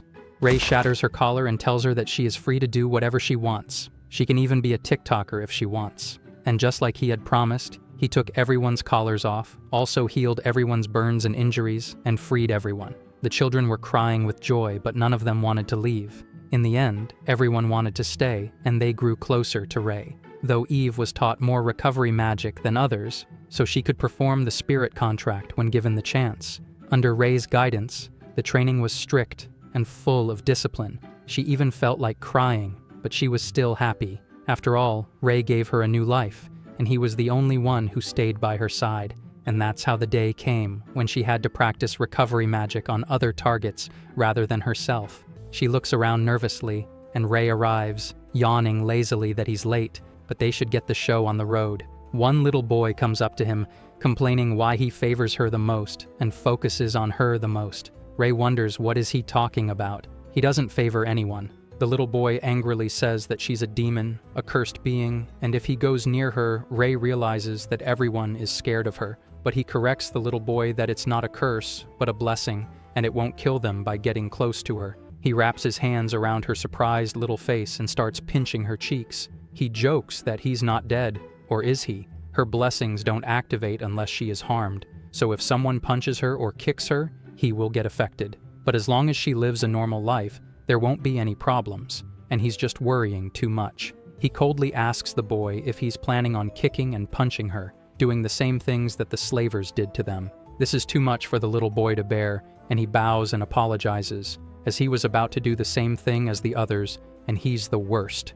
The other children also bow and apologize for avoiding her like the plague. This surprises Eve, and Ray tells everyone that they should accompany her to help her work on recovery magic. They excitedly tag along. She starts practicing, and things go around smoothly. But little Eve is having a crush, wondering why her heart is skipping a beat ever since he touched her. Ray snaps her out of her thoughts, asking her if she's listening. Her face is all red, and does she have a cold? He comes closer to her face, and she looks away shyly, saying that it must be a cold. Ray decides to end the training session for today, and everyone can go back. He also dashes away happily, that he can now take it easy. The little girl, on the other hand, is left feeling confused. She wants to do more, and when she thinks about Ray, her heart can't stop pounding, and it's strange. And ever since then, everyone has started talking to her. After that training session, she could use simple recovery magic, such as minor regeneration and healing. Ray also told her that within a few years, she would have enough magical power for a spiritual contract, and the day is rolled by full of fun. A little girl excitedly tells her to look at the mirror. She looks so cute. She's wearing a little dress, and her friend says that it's fun working with high-class materials, and their teacher will love it. Though Lily is not too enthusiastic about wearing something so girly, but her friend shakes her, saying that she went through so much trouble setting things up. They will be shopping together alone, and she has to look her best. She also teases her that it's true she's been watching their teacher all this time, and she will cheer her on. This is the only girl Eve has opened her heart to. She is Tiz. She asks her if she looks cute. A knock interrupts their little girly time, and Ray wonders if they're done. Eve freezes in place, unable to act in front of her Prince Charming. Tiz tries to be her wingman, telling Ray that he should fall in love with how cute she is. But as Ray is as dense as a block of tofu, he stupidly says that fine feathers make a fine bird, and anyone would look good in a dress that great. This spoils Eve's mood, and she coldly tells Tiz to take off this dress. Tiz tries to cool her, saying that their teacher is saying that she looks cute, and maybe he's joking. But Eve is so angry that her face is wrinkled up like an old lady's, and Ray can't wonder why she's so mad. But he decides to wait for her outside. She ends up going along in her usual clothes, reasoning that it's easier to move in. Ray excitedly says that usually he would tell others to shop for him, but today is different because he can buy magic tools with a discount ticket. Eve wonders about the ticket that Tiz won during a prize drawing at the market, and is it truly that fun? But Ray pays her no heed, and excitedly looks over a few magical items, saying it's the most fun he has ever had, and he will even give her a gift. She is handed a little orb.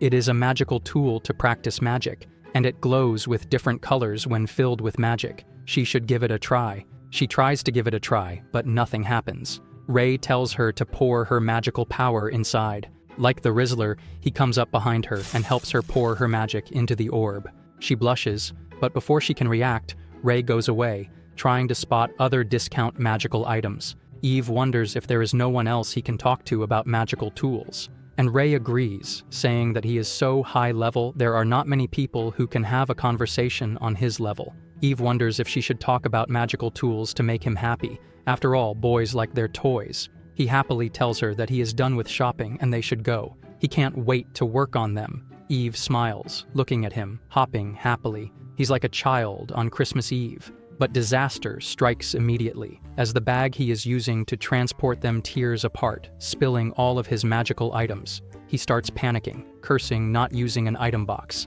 He also tells Eve not to look at him. Eve, on the other hand, laughs, and he wonders why is she laughing. She explains it's nice to see him show a few emotions. Ray also tells her that she should laugh more often, but she angrily tells him it's none of her business. But the compliment sticks to her heart, and she asks him if he likes her face. The ever-so-dense Ray tells her that he is not interested. Good try. But the FBI won't be getting him. Eve wonders if he is strange, and the more she thinks about it, the less she knows about Ray. He is just a man who dodges questions, wears armor all the time, and plays with his magical toys. But she still wishes for these days to last forever. All of a sudden, it starts raining, and she looks up in the sky and notices a dark dragon floating around. She looks at the dragon in horror, wondering why is it here. Ray explains that the dragon is not the only one here. There are a lot of monsters appearing, and it seems as if the town's protective barrier has not been activated. The guards rush in to evacuate everyone and instruct everyone to move to safety. The mages arrive, trying to avoid major damage and also deal with the monsters, but none of their spells put a single dent on the dragon. Its skin is as tough as Tanjiro's forehead. They have no idea what to do if the dragon starts attacking. Ray tells Eve to go back home. It should be safe there, and she needs to be careful about the magic and the barrier. She wonders if Ray is going to tag along, but Ray tells her to go. He will join her later, and she needs to listen to him. She looks at her savior with tearful eyes, asking him if he will be back. Ray tells her not to worry, he will be back. He just needs to retrieve something, and she needs to go. She turns to leave, deciding to put her fate in Ray. But there's a certain sense of uneasiness growing in her chest. She realizes that Ray didn't say that he wouldn't fight the dragon. Sure enough, Ray leaps into the air with his boots of flight, unsheathing his sword. And before he can attack, he is bitten by the dragon. But he hits the dragon with a gigantic burst of magic. Everyone looks at him, wondering how can he match a dragon. He is like a hero. But to Eve, he is an injured man, worn out, and fighting tooth and nail to protect this town. Finally, he vanquishes the dragon, like a knight straight out of a fairy tale. But it's far from over as the air vibrates with power, and 2 more dragons arrive. Instead of losing hope, Ray smiles, realizing his job is far from done. Though he is beaten and bruised, he refuses to kneel. The guards tell him that they will evacuate and abandon the town.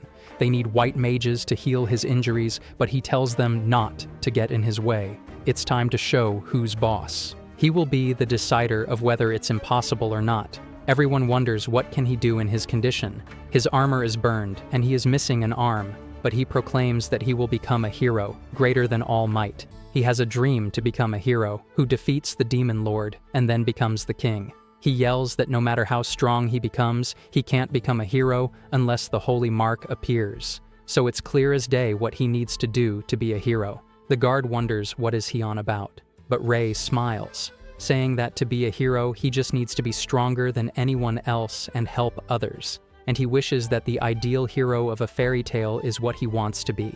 He rushes into the dragons, refusing to accept defeat, and everyone sees him as a savior from the heavens. He's already more heroic than anyone else in history, a textbook definition of a hero.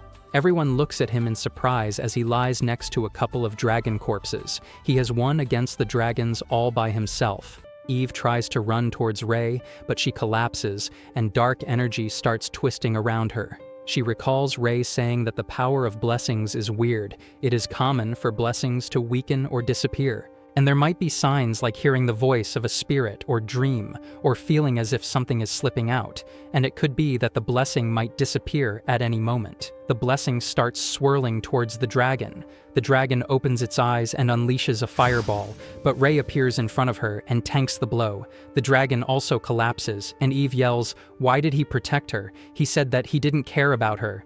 But Ray smiles, saying that it's his fault. The mages try to help him, but recovery magic is not working. She looks at him with hurt and sorrowful eyes.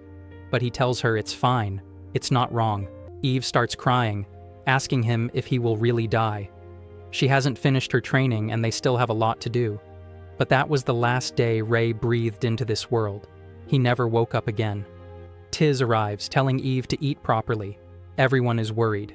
And it might be that the teacher was hard on them to make them independent and not to rely on them. Tiz tells her that she knows that she loves their teacher, but he is not here anymore. Eve finally realizes that she loves Ray and she starts crying her heart out. Eve arrives next to his tombstone on the day of the Magical Academy entry exam. She tells Ray that she has the highest magical power recorded, and this is all thanks to him. A year has passed since he fell in his battle with the dragon, and she regularly visits his grave. She shares the news that the Hero Festival will start, and it's a festival to honor him. Everyone will dress up with red hair, just like him. She holds 2 tickets, saying that these are ancient artifact shows, and she has applied and worn them. But she can't go this year, as she hasn't found it. But she is sure to visit it someday, to bring him back to life with the power of resurrection. She asks Ray to wait for her. She turns to leave, saying that it would be nice if they could go together next year. After that, she desperately tried to seek out resurrection. At the age of 14, she skipped a few grades and graduated from Harvard School of Magic, and she was recognized for being gifted in recovery magic and was a star student, even adopted by the Duke's family, who were researching water spirits. At the time, her blessing had weakened due to the black magic that had left her body. Wanting to become stronger to find resurrection, she made a contract with a water spirit. Her hair also turned blue, and her eyes turned light blue. She also lost her emotions, unless she felt strongly about something. She also read a lot of books belonging to the Mage Association. She also joined the Heroes Party, trying to find out information, but the information about resurrection was kept under wraps. In the past 4 years, there has not been a single day she has forgotten about him, and in the middle of it all, she met him. At first, she hated him for being stronger than Ray and resembling him as well. When she talked, it felt as if she was talking to Ray. She even ended up putting him in a similar-looking armor as Ray. And this just spells out that she is the worst because, after all, he can't replace Ray. When the students disappeared, he tried to rush into the other world by himself, just like Ray when he lied and went alone. And alas, it has happened again. Nothing has changed, and it is all her fault. She is sorry. She starts crying, and as her tear touches his cheek, he starts coughing lightly and wonders where is he and what is he doing. He remembers fighting and wonders if he won, but he recalls dying. He looks around, wondering if Enri is here, but there are no signs of her presence. She also notices a 10,000 gold coin. But he says that it seems it doesn't matter. He wonders if he is a zombie or something, but he explains that he can come back to life even if he dies, and he is not a ghost or anything. It turns out he can cast magic that allows him to come back to life just after he dies. So if he dies now, he won't be able to come back to life, and he will have to concentrate for a lot of days to cast it again, and while fasting to make matters worse. But Eve expresses her surprise. She has never heard of such magic. But the hero says that he just created this magic, so of course no one knows. That was back when he was 9 years old and he didn't want to die. He explains that it is kind of a dimensional resurrection. He can recover from minor injuries and also use space and time to heal his body after death or retrieve his soul that is left in this world. If the body is healthy before death, it is like rewinding time, but the magic has a few drawbacks. Recovery magic won't work, and memories just before that will also disappear. And if the damage is too severe when he dies, there will be a delay before it is activated, and sometimes his body might be teleported into a DD party. But he sighs in relief, as he can remember everything this time. But Eve can't believe her ears. It seems as if he has died a lot of times. He agrees, though, he hasn't died recently, but he had died before when he was fighting a dragon. This shocks Eve, and she wonders when it happens.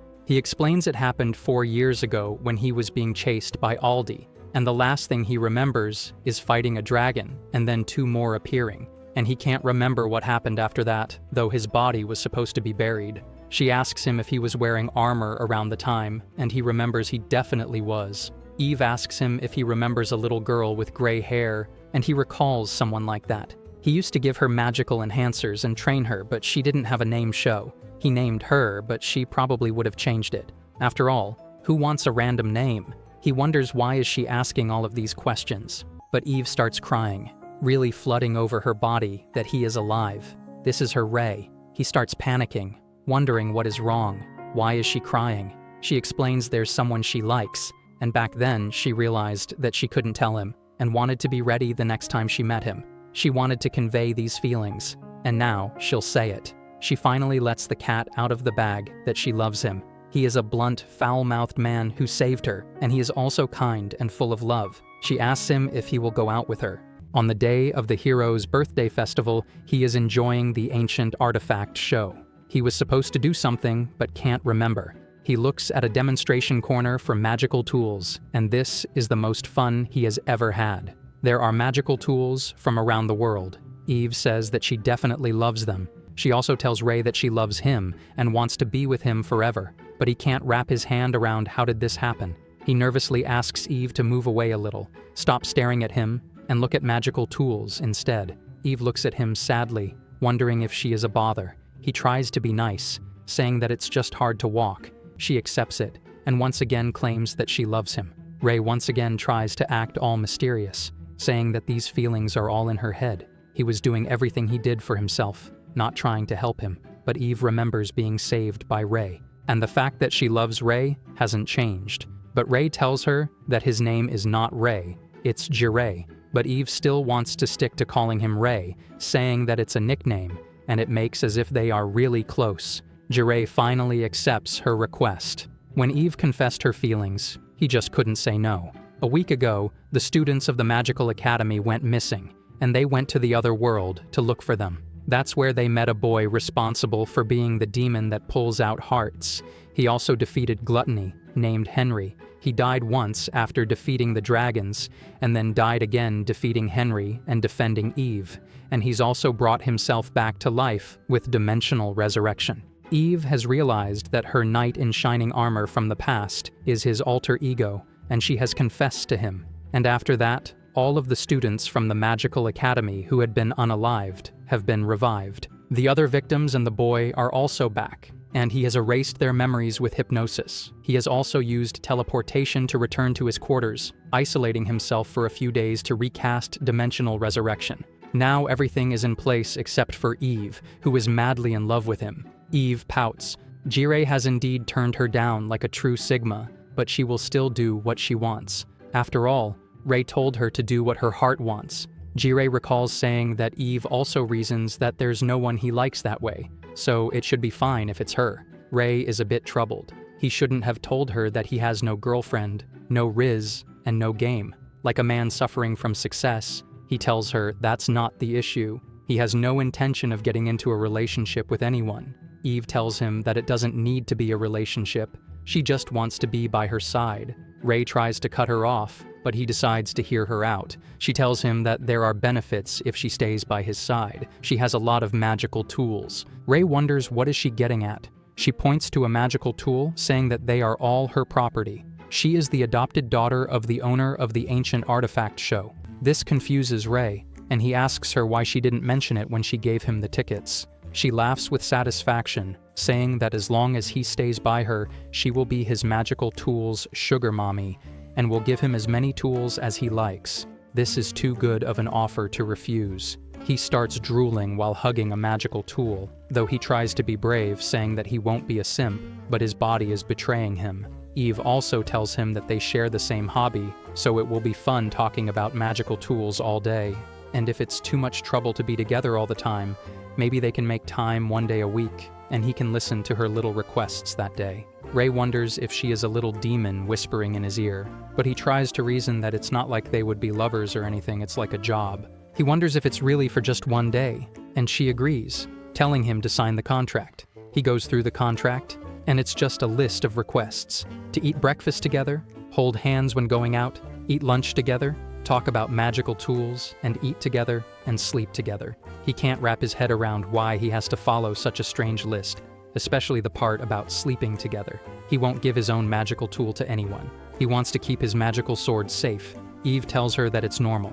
When it turns out there is a clause that has been cut from the contract, she explains that she is too embarrassed to say it. But if Ray decides to marry her, he will be her first lover, and she'll try her best. Ray decides to pretend this never happened, and Eve smiles, looking at his flustered expression. If he doesn't like anyone, then this is her chance to act, and she will definitely make him fall in love with her. She won't give up.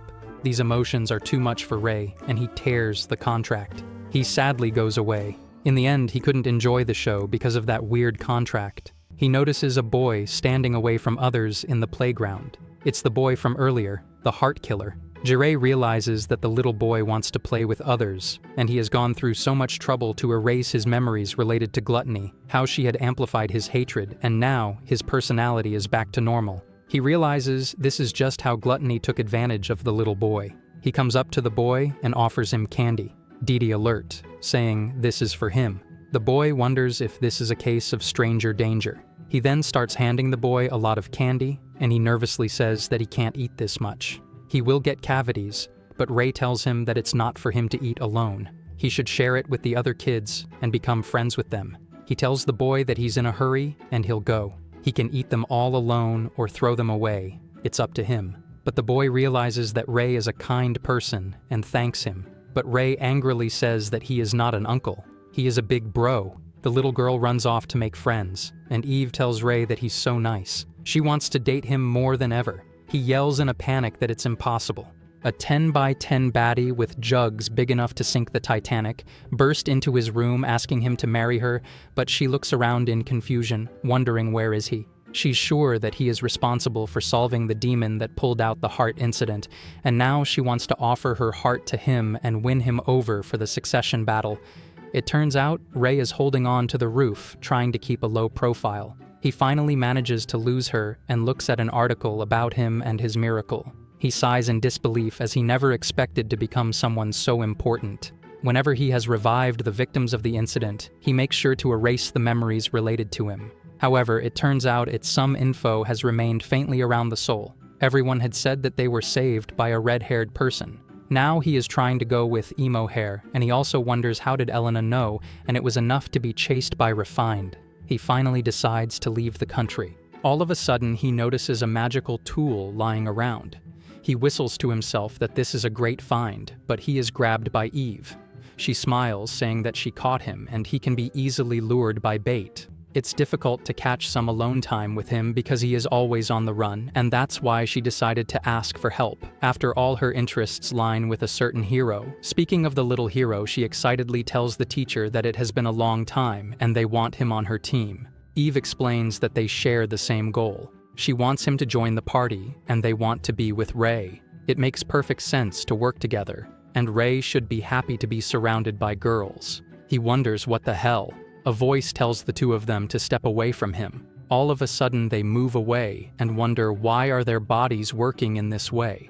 A mysterious figure tells Ray to follow her, saying that it's dangerous. She used soundproofing magic and a lot of magic in this room, and they won't be disturbed unless something big happens, so he can rest easy. Ray finally lies on his back. Now he can finally breathe easily, but he realizes that there is something wrong going on. Now that he thinks about it, the mysterious girl shatters her pendant. It is a magical transforming tool, and she suddenly turns into Raphael, saying that it is his fault, and she has been waiting for a long time, but he never came for her. She pins him to the bed and starts breathing heavily, inhaling his scent, and she always wanted to do it. It turns out that he's a shy little noob who always runs away when women throw themselves at him, but he can be honest with her. Mommy will take care of him. He wonders what is this all about, as she undresses herself, saying that if the child belongs to them, it is sure to turn out cute and her father will be happy, so they should have plenty of kids. Ray tells her not to tease him like that,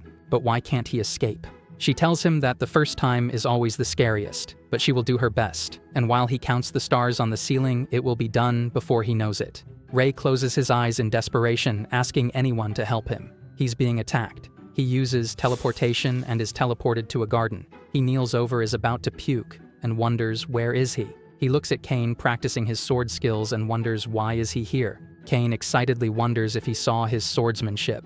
Right now he's been training ever since day one so that he can be a man who can fight alongside his master, but he hasn't improved a lot. And if it's not too much trouble, he wants to ask him for his guidance.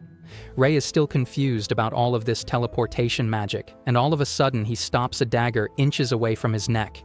He wonders what is going on. Someone is after his life. He tells the owner of the dagger to come out. He knows she's a murderous little witch, and a little girl with pigtails looks at him saying that this level is not enough to get him, and she needs to get stronger. Ray wonders why is Lena trying to attack him, and she's also the one who attacked Refined the other day. Lena says that he's strong enough that no matter how much she breaks him, he won't break. She laughs sadistically. She has finally found the perfect plaything, and though he underestimates her, she will kill him. She runs away like a little freak, and Cain wonders if his master is in a sticky situation. But his master runs away fearing for his life, wondering how this situation happened. He's supposed to be in his popular guy era. Cain runs after his master wondering where is he going, is part of his training, and if he will accompany him. A weird cat is also after Ray. All of the students want to get a piece of him, and he is a lecturer at the academy and wants to offer him a job. Refine is also after Ray, wanting him to be her baby daddy. Ratty wants to rope him into her party and wants him to sign a contract. Eve wants him to be her sugar baby and have all the little magical toys he wants in exchange for making mommy happy. Ray just wants to avoid trouble and live a life free of worry. He wants to be a D-class adventurer, but everyone misunderstands and admires him. He is a man suffering from success, and this ends now. He yells running from the crowd that he just wants to laze around, and a mysterious mark also appears on him.